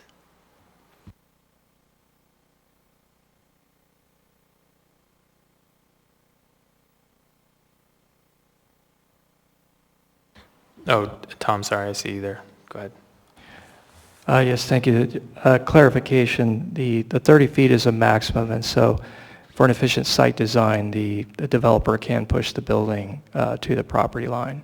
And so it's not mandating an open space, it's just giving the flexibility to provide it. And it is an existing provision that we're transferring from the mixed-use development standards and the area-specific parking reductions to this table for the non-residential. And we're also attempting to reflect some of the plans for the commercial districts in these areas.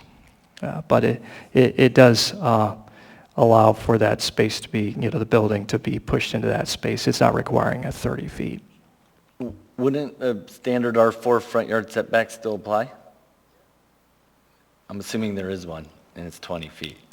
Correct me if I'm wrong. If there is a minimum front setback, it would still apply. I can look that up here.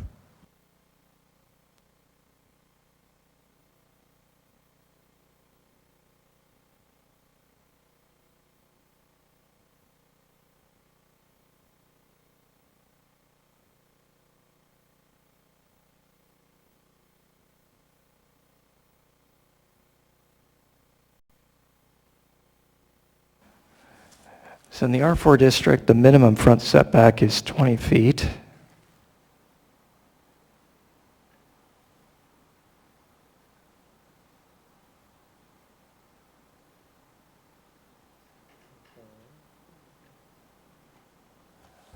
And then the commercial zones, B1A and B3, which would cover your commercial zoning, would be a 10-foot minimum setback.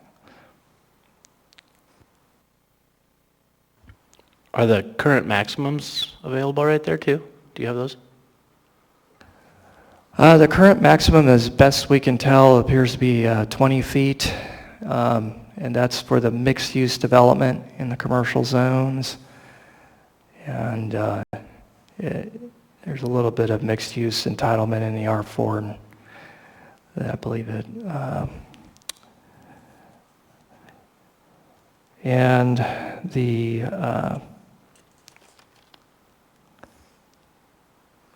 And then the area-specific parking reductions, let's see here. I'm not sure what that maximum is.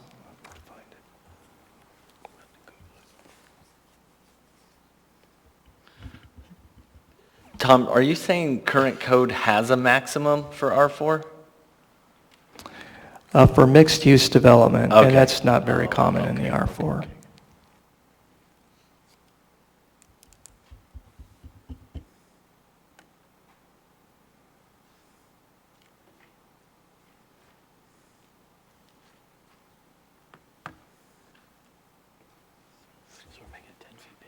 So just so I'm sorry, I think I'm finally catching on to what's going on in this section, but now there would be a maximum front setback for R4, not just for mixed use in R4. Originally, it was proposed that there would also be a maximum front setback in the R2 and R3 zones, which has been removed from, the department is no longer recommending that. Is that correct? Yes, that's correct. Okay, thank you.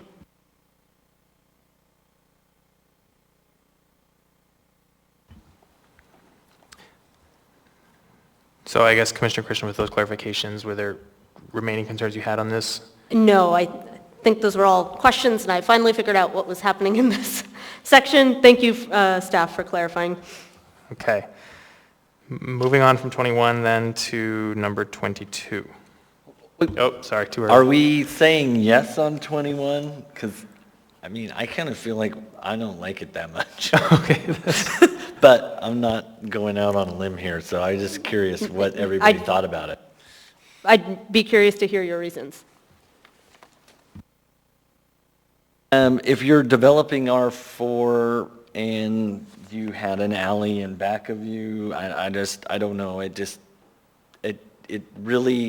you have 10 feet to play with where your front of your building could be. It could be between 30 and 20 feet. You're basically saying, here's 10 foot, start a building in this space. I don't like that for design purposes. It's just too restrictive, I think. Yeah, and most of those lots in R4 in those areas are like 7,000 feet, so you don't have a lot to play with anyways. So I think I tend to agree with Commissioner Spinelli.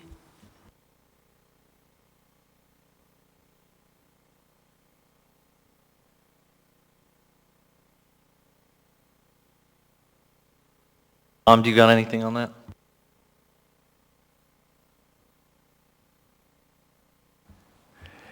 And I'm sorry that the concern is the maximum setback is... Mike, the concern is that with a minimum, in the R4, with a minimum front yard setback of 20 feet and a maximum of 30, you basically have said, okay, here's a 10-foot space, start your building here, plan away. And it's just a little more restrictive than I like, but you know me, I'm free-spirited. I think the applicant had the opportunity to place the building at the 20-foot minimum setback and have the building within 20 feet. Wouldn't require the developer to waste the extra 10 feet on landscaping or whatnot. I think what it's trying to do is to pull the building, keep the building relatively close to the street.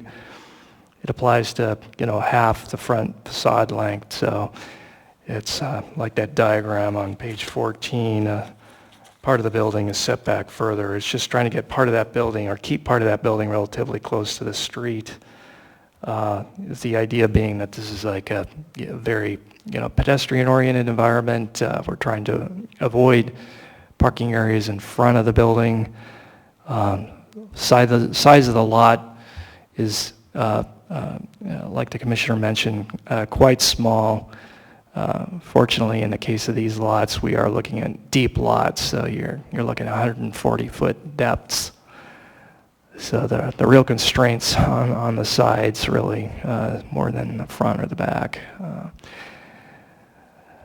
So that would be the the general ideas as to discourage buildings from being placed far away from the front and to discourage parking areas in front of the building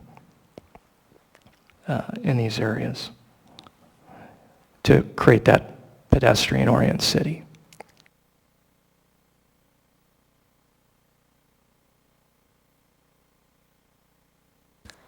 Was it in downtown recently where we saw a case to remove minimum setbacks? I seem to remember that recently.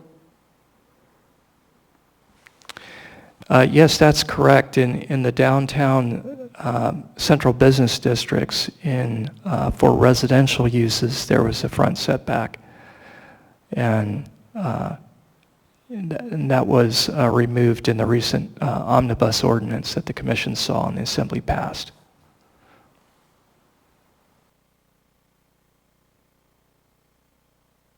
I don't know if this is a particularly useful comment, but I'm not sure that we have the information we need to workshop this to get to the right place today.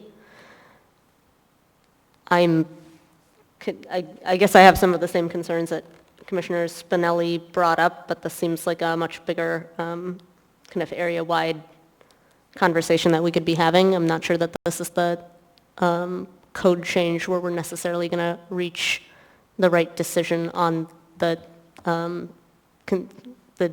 question of setbacks. I think we should mark it as a yes, make a comment, and move on, and try and get over this. And I also want to add, since we're in the committee of the whole, that Commissioner Ron really felt strongly about us getting this, and I'm somewhat upset that he's not here to enjoy this. I was actually thinking that earlier. I'm like, it's too bad he's not here because he was very into it. Okay, so I guess recognizing that the part of the concern was coming from you, Commissioner Spinelli, proposing a yes, and then including, I guess we can flag it as a comment or something to kind of identify the issue. Maybe add a finding. Yeah, okay. Anyone? Okay, let's go ahead and do that. So moving on from number 21, now we're to 22.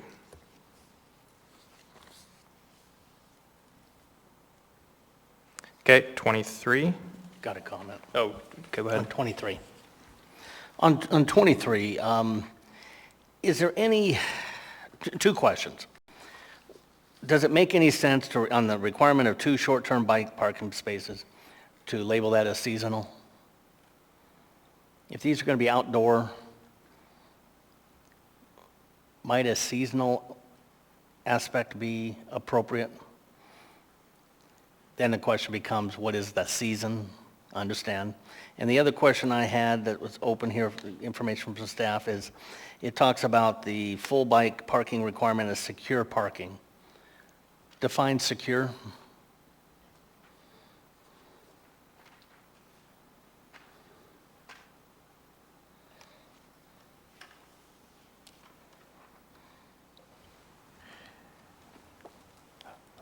Yes, through the chair, seasonal, and just so I understand the question, would the question be to recommend that the code language add the word seasonal to the outdoor short-term Yes. parking requirement? Yes. And the seasonal, I guess most likely, assuming that would be like the warmer season. Is that correct? Is the requirement that the draft, the proposed change here in issue 23 is to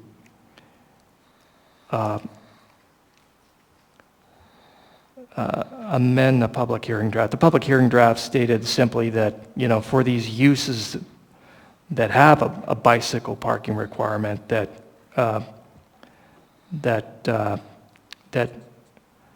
regardless of the size of the development, that there would be a minimum of 2 bike spaces provided. And you can imagine a U-rack, typical U-rack, that's 2 bike spaces, right? One on either side of the U-rack. So you could have a U-rack and take care of that requirement. Or you could place those 2 bike spaces inside the development, in one of these common bike areas or a room in the building or whatnot. That's the public hearing draft. This proposed change would be to require those 2 spaces to be short-term spaces located outside. Having traveled a bit, I was lucky enough to live in a city where they get 3 times the amount of snow, and they have, as we do in Anchorage, and they have a long winter season. I've also had the good luck to travel in other parts of the world further north in Anchorage. And people are bicycling there all year round. I've been in Japan. There's people of all ages bicycling in the middle of winter on 1-speed bikes going to different places. And I do see, anecdotally, here in Anchorage an increase in winter biking. I believe that Anchorage's problems with winter biking are, of course, we have the climate challenge, but I've seen what I've seen in other cities, and they have much better facilities and maintenance. I believe Anchorage's winter biking problem moving forward is really a problem with the way we design, maintain, and manage and drive in our spaces, not necessarily our climate. So I would recommend that these outdoor spaces just be, if there's going to be an outdoor space requirement, that just be an outdoor space requirement. And obviously, a lot of people, most people today and historically aren't biking in the winter. But we anticipate, would like to see these spaces being used year-round. And I recognize that's a goal, not a current reality, but I don't believe that's inherent in our season. I think that has a lot to do with how we've managed our city so far. Well, we talk about secure, we talk about unsecure, we talk about where these are placed. These are placed out in the open areas, they're not placed in the common area next to the lawn, next to the doorway and so forth. We're talking about out in the parking area is where it's been required to then be placed. That's what this whole, I believe the context that I've read stipulates here. So you got secured, you got unsecured, you got outdoor, and then you've got a provision in here that says, and some of these we may need to move it indoors as long as they don't have to climb the stairs and get the dirt and the mud and the snow and so forth tracking through the buildings and so forth. So, I'm just using the words that have been in front of us. You're talking about outdoor unsecured parking for 2 bikes in these development areas. We're not talking about a bicycle rack by the front door. We're not talking about it on the sidewalk next to the building. We're talking about taking up parking spaces, is how I understand it. I apologize. This is not intended to determine where outside. It could be next to the front door. In fact, ideally it would be. And the idea being that if you have a store or you have a development, especially if you have a large multifamily development, that if all the required parking, all the bicycle parking is inside somewhere, then there really isn't anything available for the short-term visitor, the customer. And so the idea here is to ensure that the short-term visitor going into the building for a short visit, whether to shop or not. I'm just saying, it says add minimum requirement for outdoor non-secure bike parking.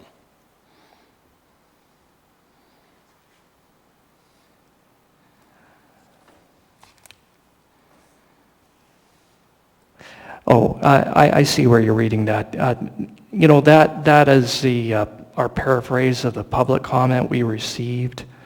And I believe that based on our conversations with that organization, that the idea here is that it's unsecure really means it's not in a room in the building that's not accessible to a short-term visitor. It's still secure in the sense that it's a U-rack, and that's what they intended. Our response doesn't refer to the word non-secure. In our response, we interpreted the comment to mean that the commenter is asking for basically a U-rack near the front entry, where the short-term visitor, shopper, So what you're can saying, easily access and lock their bike to that U-rack, and if that's defined as secure. So definition of secured is that you're able to lock your bike to that facility, not necessarily be, that's the definition of secured versus unsecured. And it does say the 2 spaces shall be located outdoors and publicly accessible. So you're right, it doesn't say secured or unsecured. And that's correct, and we recognize, and I think we recognize that locking a bike outside in a U-lock is definitely not as secure as locking it in a controlled room in the building. The idea here being just to provide the short-term parking for the short-term. I can point to dozens of buildings in Midtown, downtown, where people ride their bikes. No one parks them outdoors. They're in the elevators. They're up in their offices. I'm just going through the numbers here, and I'm up to 38. We're currently at 22. I just wanted to remind you of that. Yeah, and I'll remind you, I haven't spoken since probably number 3. I'll yield.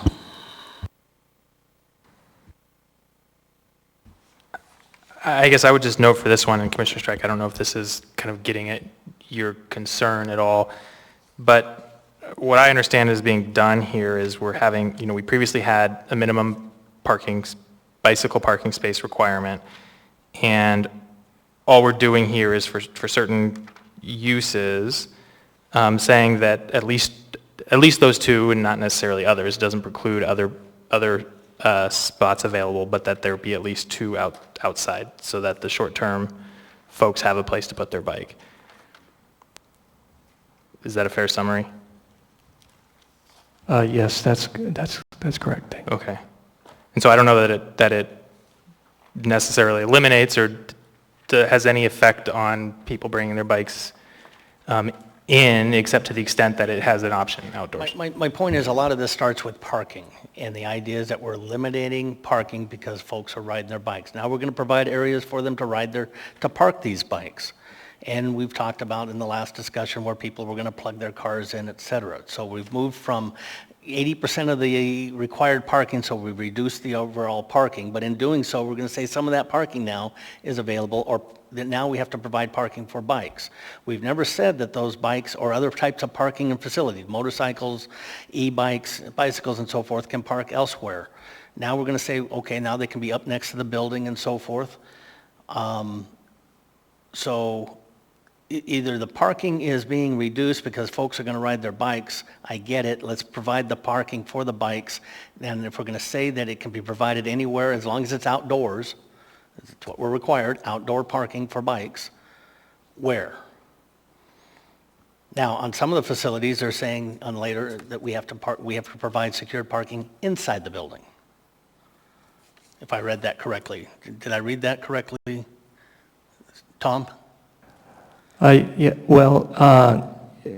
Some of the, what we call the long-term bike parking, a certain percentage would be quote-unquote long-term bike parking, and Right. that would be in a building or in a bike cage or other secure. Okay. I know that many buildings in town take their bicycle racks and they store them in the wintertime because they impede the snow removal.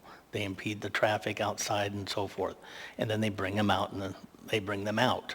But now we're saying, nope, you can't bring them out. You got to leave them out all winter. And that's why I made the comment about seasonal, because that's what many buildings do. I managed a number of buildings and we removed those bicycle racks in the wintertime.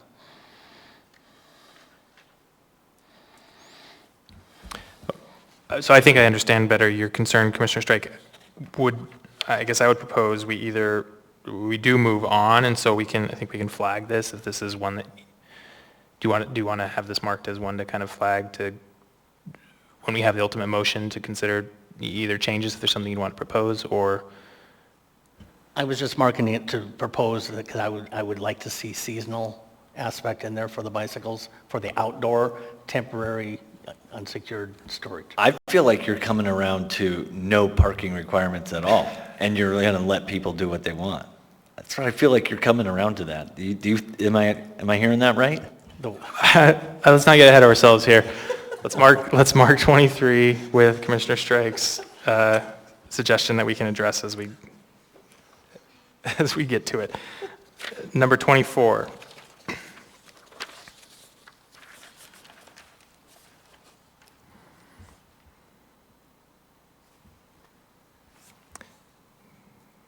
Okay, I don't see any comments there. Number 25.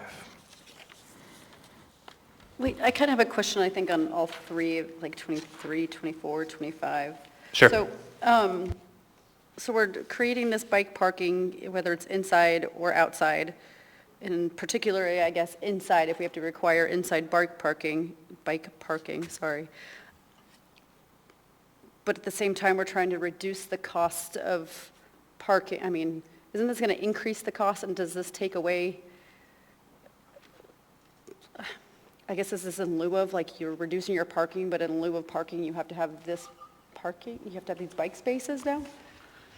I guess it's two questions. Adding biking, I think you get a 5% reduction in parking stalls.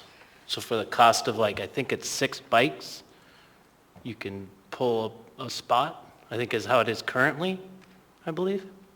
Yeah, and in a 9 by 20 car parking spot, you could probably fit quite a few bikes. Yeah. Okay. But I mean, if you're having to provide these inside now you're taking away part of your building, and that's a cost. So, I mean, how does that weigh out? I don't know. Just a thought, I mean, we were talking about reducing costs, so. I know what bike lockers are, they go in the building, but, I mean, I don't think they're required at all, ever. That's kind of a tenant improvement, is my understanding.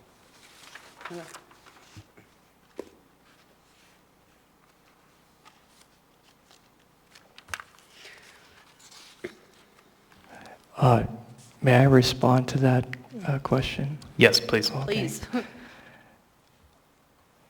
I think in your attachment 6.3,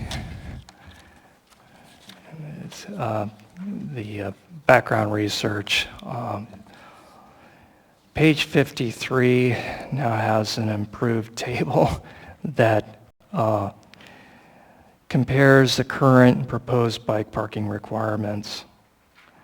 That'll form the first part of my answer. And then with respect to the issue 24 and some of the changes there regarding bike space dimensions, that'll be a second part of my response. So page 53 in attachment 3, the left-hand column is the current bike parking requirement for this variety of example developments. And then the latter 2 columns are the proposed bike parking requirement in the urban context that have the lower automobile parking requirements proposed, and then far right column in all other areas of the municipality. Not to dive into the details, just in general, there is currently a parking requirement for bicycles. We're amending it, and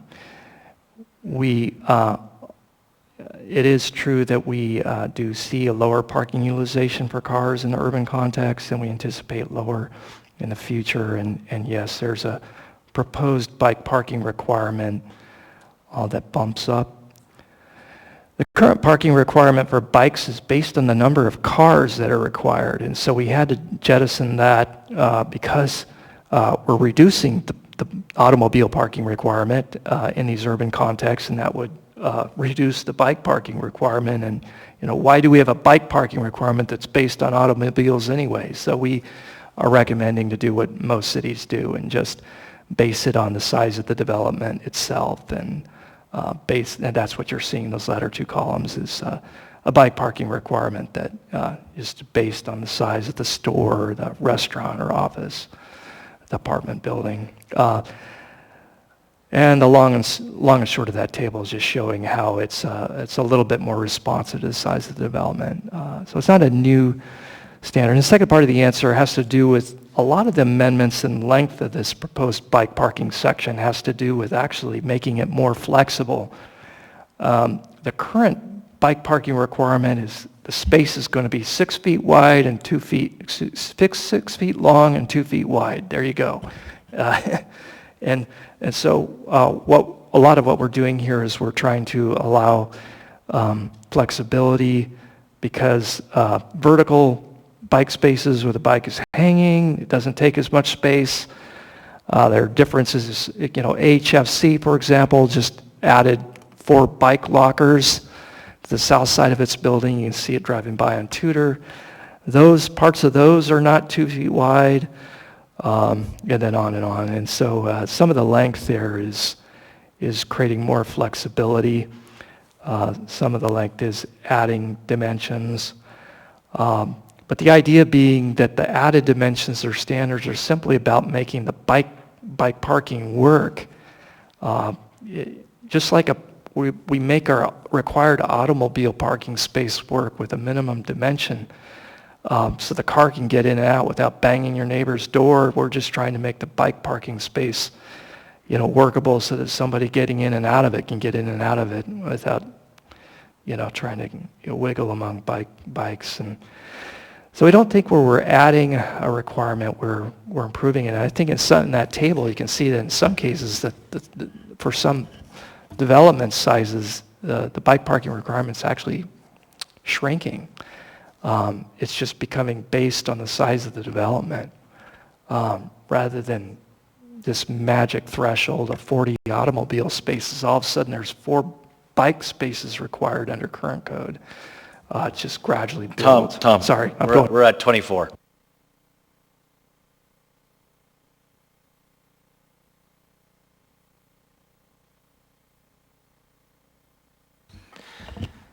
So I guess Commissioner Eber, I don't know if you got your question answered.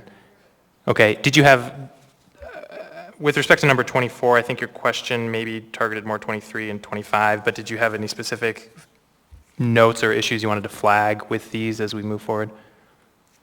Okay. So moving on from 24 then to 25.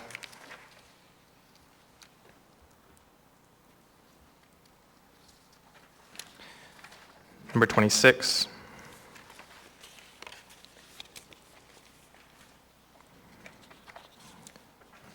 '27.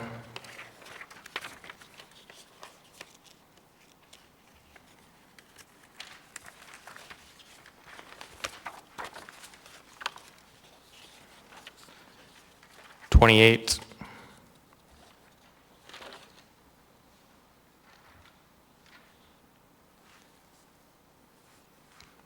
29.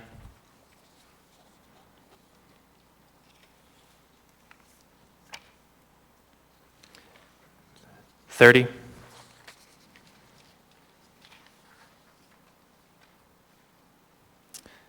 31.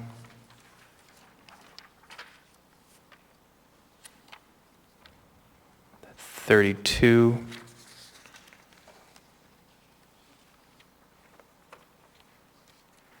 33.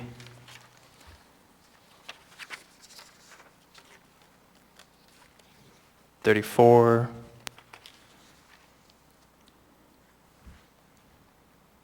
35. 36. 37. And 38.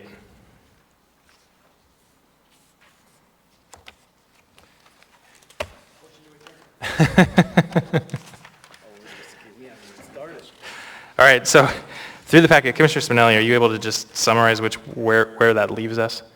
Okay, real quick here. So one big question mark. 2 through 8, yes. 9, typo. 10 through 15, all yes. 16, yes. No intent to reduce the maximum. 17 through 20, yes. 21, yes. Add finding about R4. I'll do that in the findings.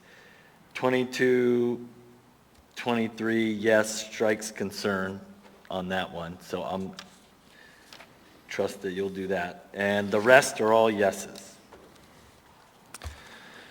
So the big ones I have noted are 23, 21, 16, and 9. Those are the action numbers.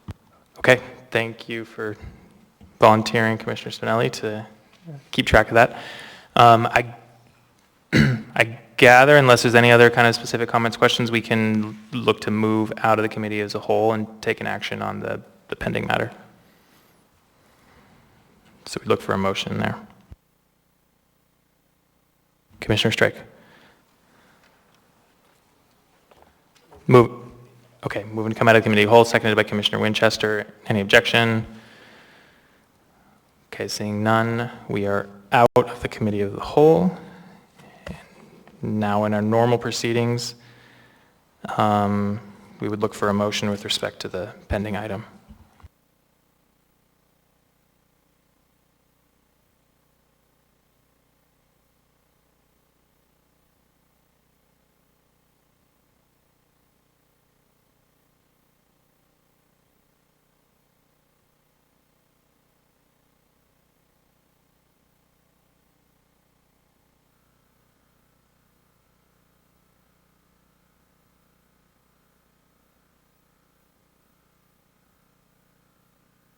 Commissioner Krishna.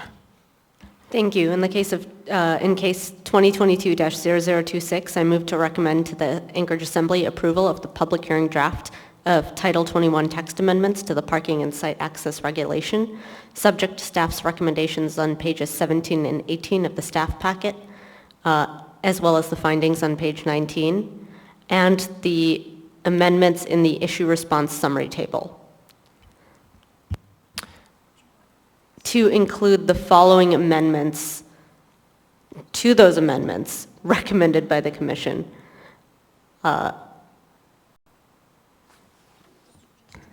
Yeah, so those are a draft, so any of those that you want to include in your motion, you could, or you could leave those out, and we could separately address those.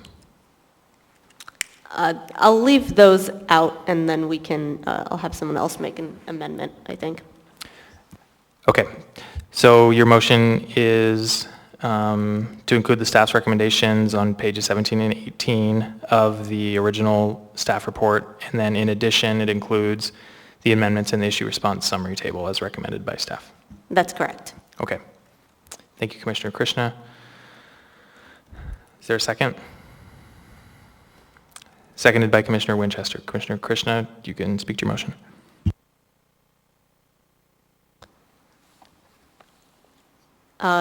Yes, I am sure that we'll have more findings as we move through discussion. I would like to say that we've seen this item at a few meetings now, and there's been a very robust public process, both with opportunities of the public to testify and as well as deliberation by this commission. I think that the recommendations in the staff packet and the amendments in the issue response summary table, as well as whatever amendments there are to come, respond to the many points of feedback and questions and concerns voiced by members of the public.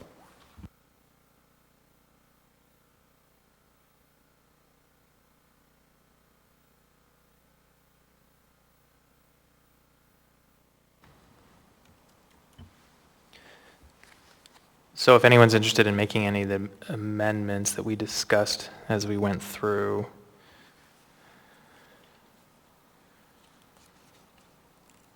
or comment on the underlying motion.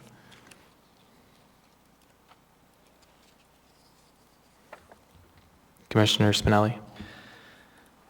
I plan to support the motion.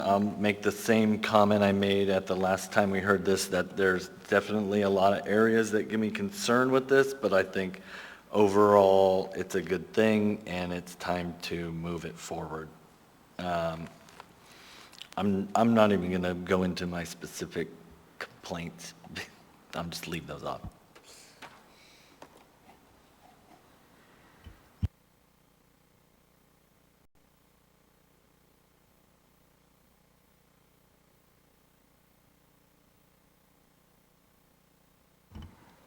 So I know we discussed contemplating some amendments. Not sure if anyone's interested in still doing that.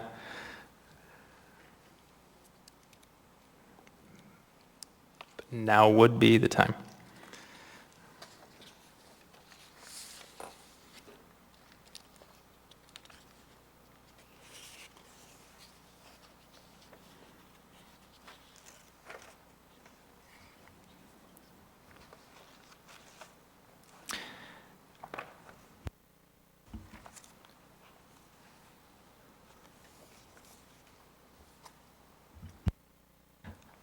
I guess I'll just go ahead and add my own thoughts with respect to the underlying and the general changes. And I commented earlier, but we'll just put on the record that I think it's it seems to have been a pretty robust process that really incorporated a lot of input from the community. I appreciate the effort that staff went through in trying to realize those different comments. And also in compiling and providing information to us. Ultimately, I think this is and I understand this as a relatively narrow targeted change that is a small step towards trying to reduce the overall parking in the city and get away from relying on cars as much and just making that somewhat easier for people to get by as pedestrians. And so I think it's good to have that step. Ultimately, I'd like to see more, but I don't know that that's what this is targeted at, and I'm not sure that, I think there's more that would need to be required before something like that would work in the city. So I support the overall intent of these changes.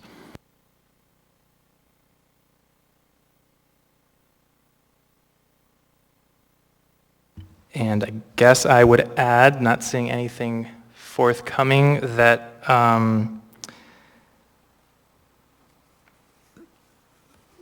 my understanding is that with respect to, let me find the number here real quick, sorry.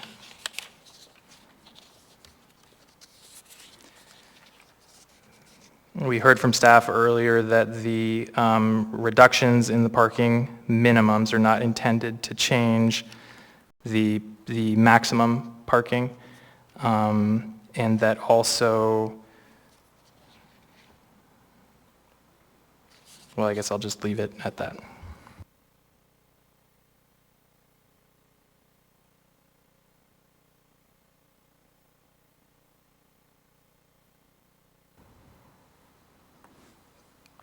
Okay, I'm seeing Commissioner Eber doing something with your screen. I'm not sure if you're looking to jump in, but if not, no problem. I guess I'm willing to make the amendments.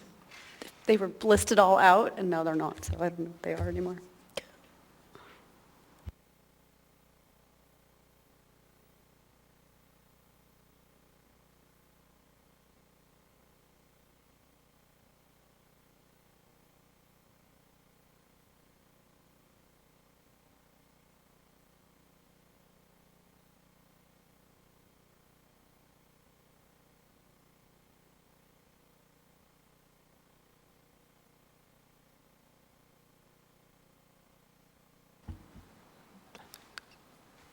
So if you look at your screen, Commissioner Eber, also these are the ones that were discussed. They don't all have to be made as a block.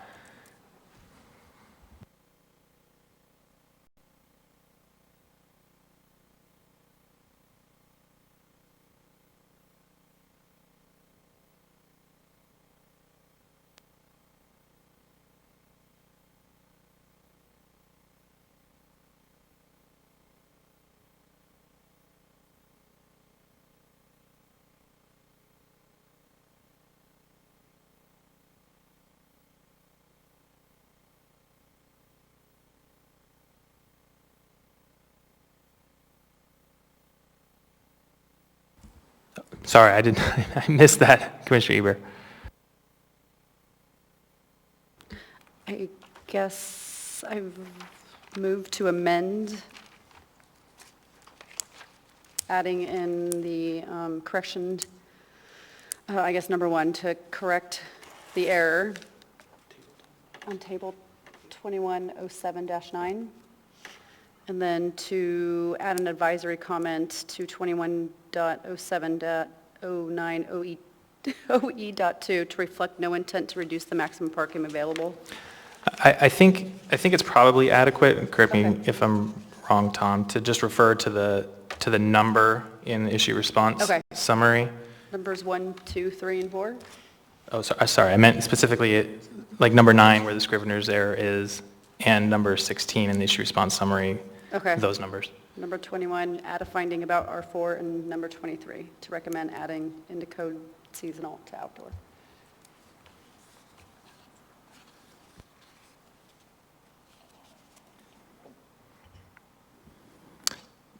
Commissioner Eber, we didn't quite catch that. Were you looking to add all 4 of those amendments? Yes. And what finding with respect to the R4 on number 21, was that to a finding about considering, well,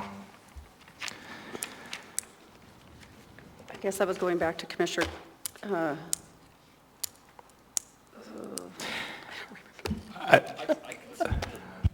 God, sorry, Commissioner Eber, appreciate the effort. I think if I could make a suggestion, it might be easier to maybe just quickly try and do these one by one so that it's clear. which ones we're doing. So if maybe you want to just start off with the first one.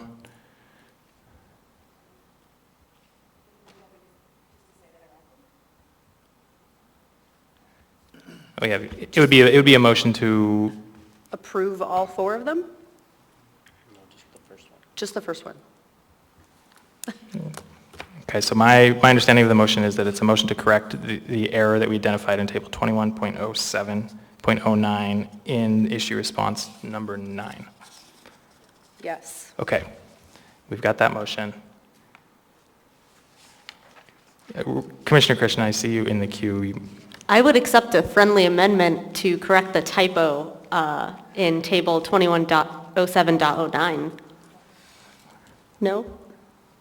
Not allowed? We'll go ahead and do this the old-fashioned way since we're halfway there. Commissioner Spinelli, I've got you as a second to this motion to correct the error.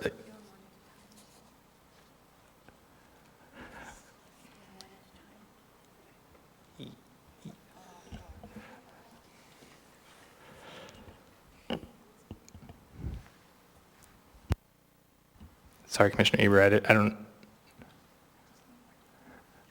I think at the moment we've got a motion on table 21.07.09 to correct the Scrivener's error. That's the motion before us. Okay.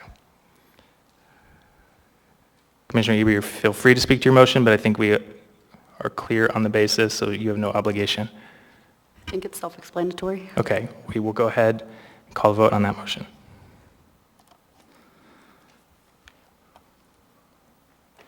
That motion passes.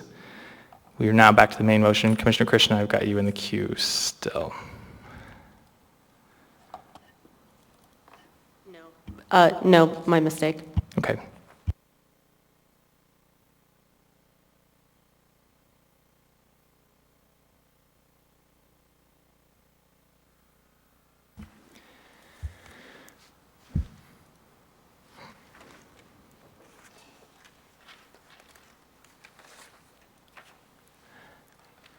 Okay. Are you all ready to call a vote, or are we looking to? Okay. I think we're going to go ahead and call a vote on the main motion as amended.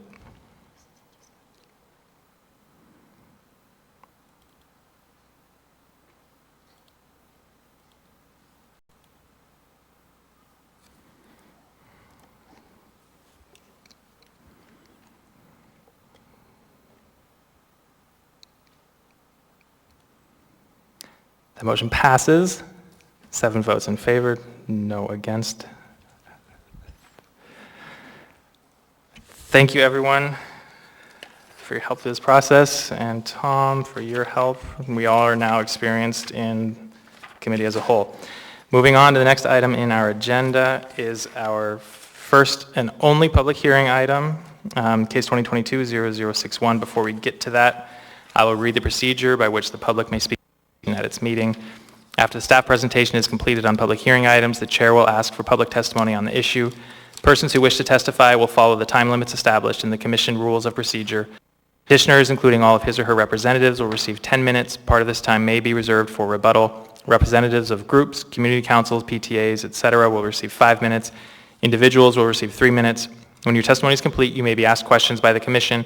You may only testify once on any issue unless questioned by the commission. An individual may have appeal rights relating to any action the Planning and Zoning Commission takes, except commission recommendations to the Assembly, which are not appealable. Appeals must be filed with the clerk's office within 20 days after approval by the Planning and Zoning Commission of the resolution, which is the commission's final decision. A fee for the appeal is required at the time of filing. Yeah, this is case 2022-0061. Is there a report from staff? 0060, Commissioner? Mr. Yes. Chair, thank you. Thank you. Just for the commission's sake, this is actually Elizabeth's case, and she was unable to make it back to town, so I am filling in for her. So I'm doing my best. Thank you. This is a request for a conditional use permit to allow for health services within the PLI district. The conditional use approval would allow the development of medical offices and physical therapy services in a building currently used as administrative office space. The subject parcel has 2 buildings, but only the 3890 University Lake building, situated near the eastern property boundary, is part of the conditional use request. The second building on the parcel at 3800 University Lake Drive has been used for Alaska Native Science and Engineering Program and SEP classrooms after a major site plan was approved in 2019. The site has legal non-conforming rights that are expected to continue with this conditional use. Those are found on page 30 of your staff packet if you'd like to review them. A community meeting was held on March 2nd, 2022 in accordance with conditional use procedures. That notification is on page 42 of your staff packet. Reviewing agency comments are included in attachment number 3. That is on page 52 of your staff packet. On May 12th, 2022, 580 public hearing notices were mailed in accordance with the procedures of AMC 2103-020H notice. As of this writing, no responses from the public have been received.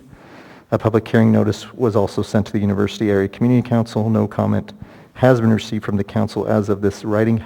However, the conditional use application packet includes minutes of the March 2nd, 2022 University Area Community Council meeting. That document a motion approved with unanimous consent to support the project as presented to the council. That is on page 47 of your staff packet. The Planning Department has reviewed the application and presents the following findings for the consideration of the Commission this evening. Criteria 1, the proposed use is consistent with the comprehensive plan and all applicable provisions of this title and applicable state and federal regulations. This criteria is met. The use is consistent with the goals and policies of the comprehensive plan, which is inclusive of the 2020 Anchorage Bowl Comprehensive Plan, 2040 Land Use Plan, and the UMed District Plan. Each of these are covered in your packet on pages 3 and 4. The 2020 Anchorage Bowl Comprehensive Plan, a goal under public improvements and services for community facilities, a well-planned mix of public and institutional facilities that meet the health, education, governmental, and social service needs of all citizens. The proposed health services use will help meet the health needs of citizens. Policy 7 is to avoid incompatible uses adjoining one another. This proposed health service use meets this policy as the building will not be adjacent to incompatible land uses, as in fact, not mentioned in here, but will be, is abutting existing health services both to the east and to the north. Policy 10.1 is to encourage and expand partnerships with Anchorage's anchor institutions and facilities to promote and coordinate growth and development compatible with surrounding neighborhoods. The health services tenants will provide income to the University of Alaska Anchorage while adding health care clinics to the UMed district that are compatible with surrounding neighborhoods. Page 21 of the plan describes healthcare as a resource for further expansion of Anchorage's economic base. The proposed use will add to the healthcare sector of Anchorage's economy. The 2040 Land Use Plan, the petition site is classified as university or medical center per the 2040 Anchorage Land Use Plan. Land Use Plan map, the proposed use for health services is consistent with this classification. The UMed District Plan, the petition site is classified as major institutional per the UMed District Land Use Plan. Land Use Plan map, the major institutional land use designation includes medical centers. The proposed use for health services is consistent with this classification. The use is consistent with all applicable provisions on Title 21, including district-specific standards in Chapter 4, criterion number 2, and use-specific standards in Chapter 5. Under criterion number 3, site meets dimensional standards in Chapter 6, aside from the small building setback, which is the legal non-conforming on your staff packet of page 30.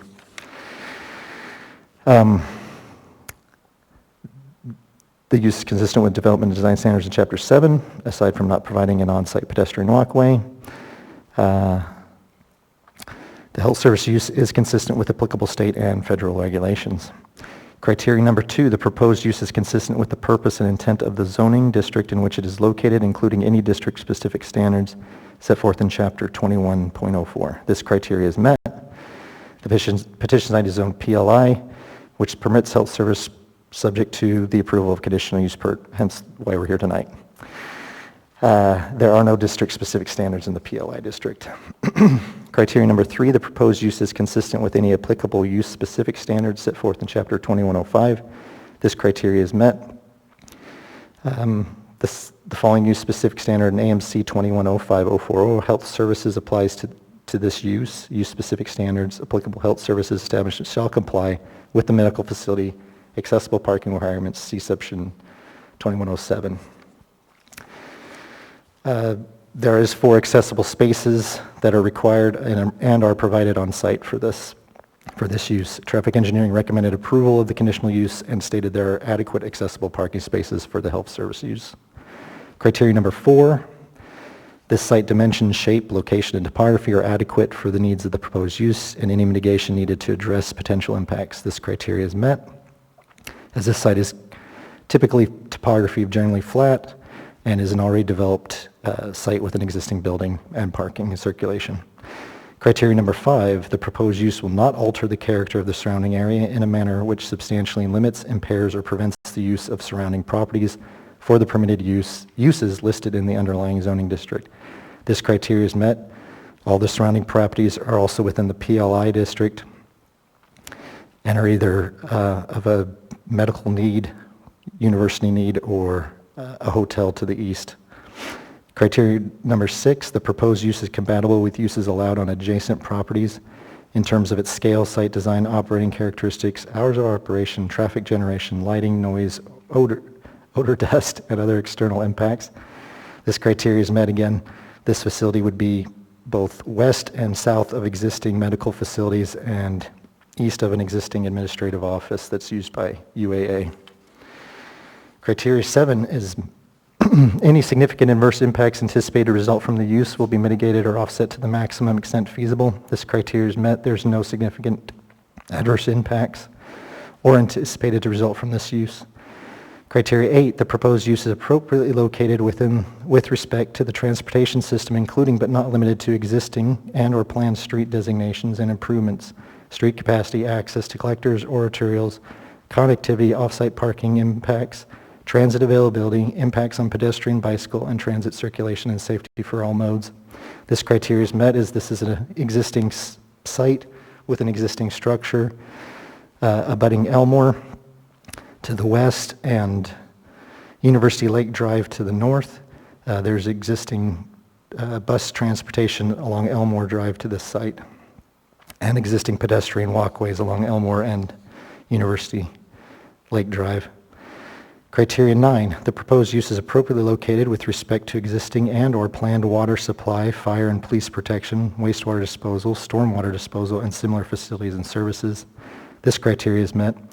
The site is located within the Anchorage Roads and Drainage Service Area, the Anchorage Building Safety Service Area, Anchorage Fire Service Area, Anchorage Metropolitan Police Service Area, and the Anchorage Parks and Recreation Service Area.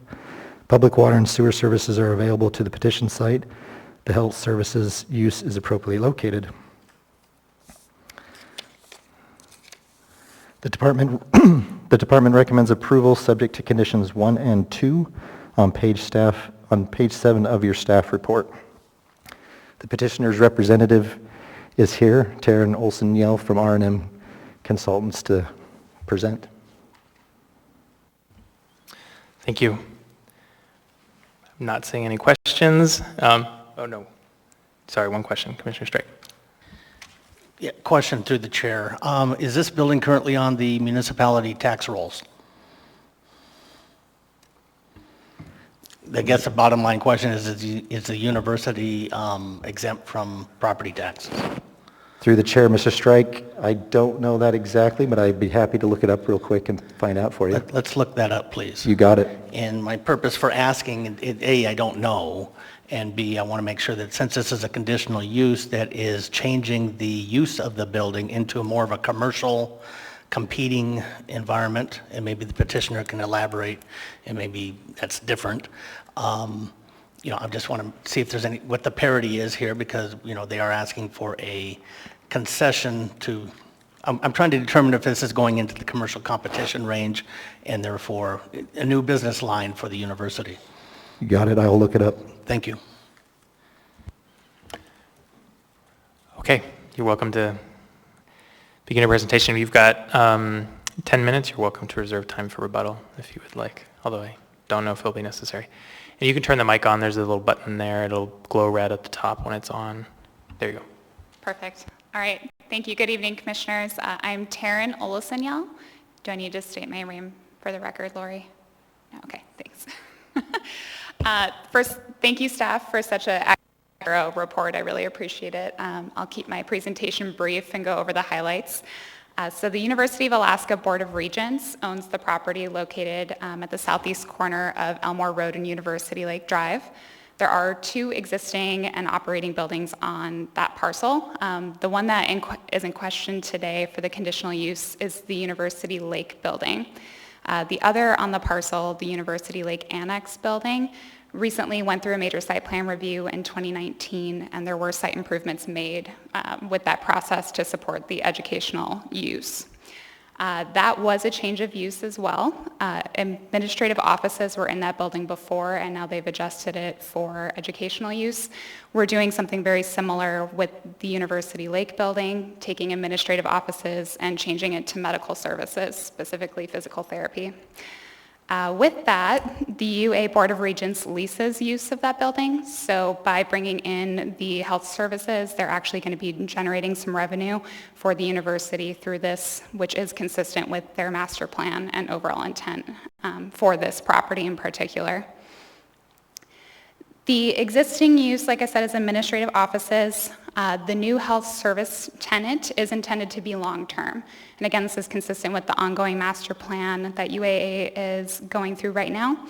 And we are not proposing any site changes through this change of use. So there is not going to be any exterior changes, nothing with the parking or the landscaping.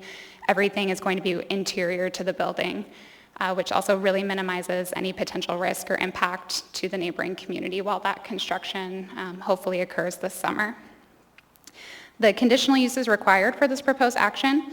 Health services is required for conditionally in the PLI.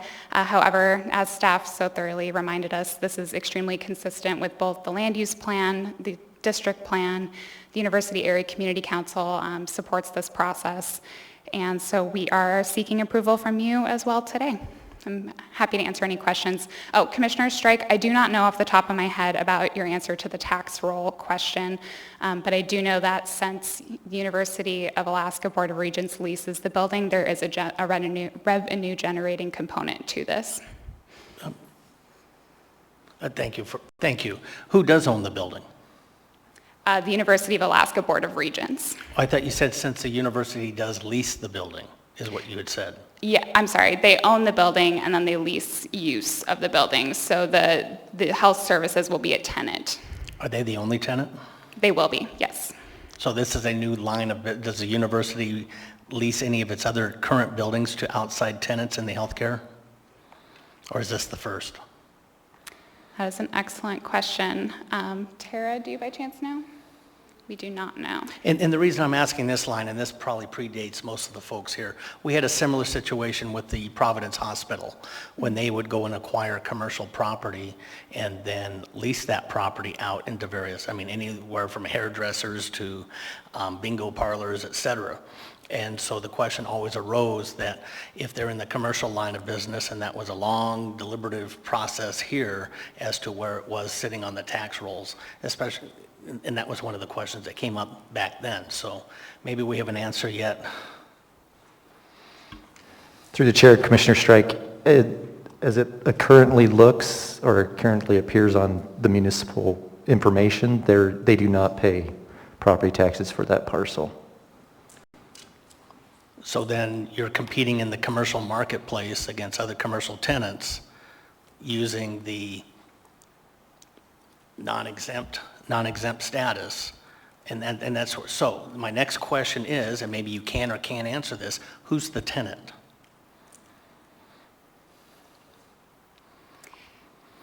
Am I going to get it right, though, now that I've been told to not speak about it for most of this process?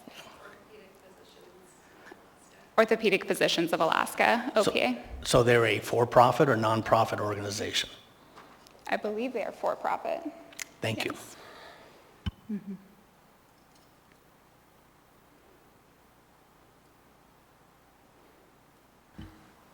Okay, I don't see any other pending questions. Don't see anyone else looking to testify as a member of the public unless you have additional comments you would like to make. Okay, so you're welcome to take any additional time for rebuttal if you'd like to provide any further comments. Yeah, I guess maybe just in response to Commissioner Strike and the concern brought up, which is a very valid one, representatives from Providence and adjacent health service providers were provided public notice. There were some people in attendance at the University Area Community Council who did not express any dissent or concern. So just to keep that in mind. And again, the use is consistent with the overall district. So from a community standpoint, this is a location where it is appropriate to be. Thank you.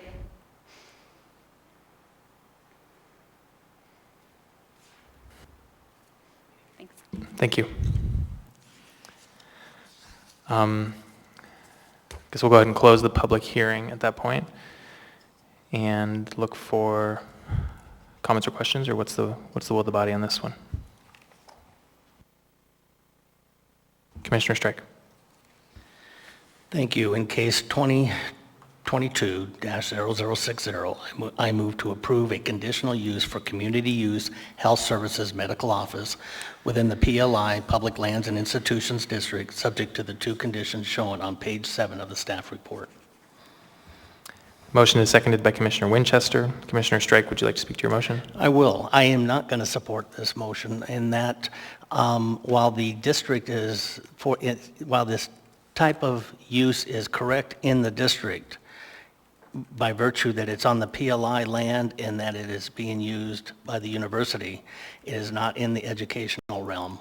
And therefore, in my opinion, it is not appropriate use of that building and for the conditional use permit that they've asked for. Commissioner Winchester. Yeah, I intend to support the conditional use in front of us. I think that's what we're kind of limited in looking at instead of maybe a broader issue of tax policy or land grant status for the university. But I think the 9 criteria for conditional use are all met. There was a public noticing. There wasn't any objections that were submitted to us. There was unanimous approval at the University Area Community Council meeting, and it was pretty well attended. So for those reasons, I'll be supporting this. Commissioner Spinelli. I also intend to support. I looked on the municipal website, and the tax exemption that they have labeled is state-owned land. So it doesn't appear to have anything to do with being educational or non-educational. It's the state doesn't pay taxes to the city. So that's what, until somebody wants to change that, I think the use and the conditional use is appropriate. The use is appropriate for the area, so I'm going to support.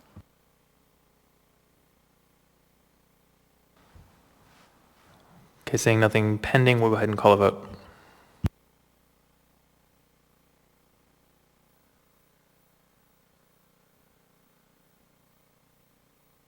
Okay, with 6 votes in favor, 1 against, that motion passes. That is the final item on our agenda. Thank you for the petitioners in that case for sticking around. We'll look for a motion to adjourn.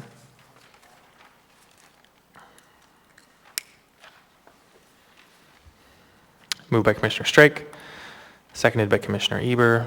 Seeing no objection, we are adjourned.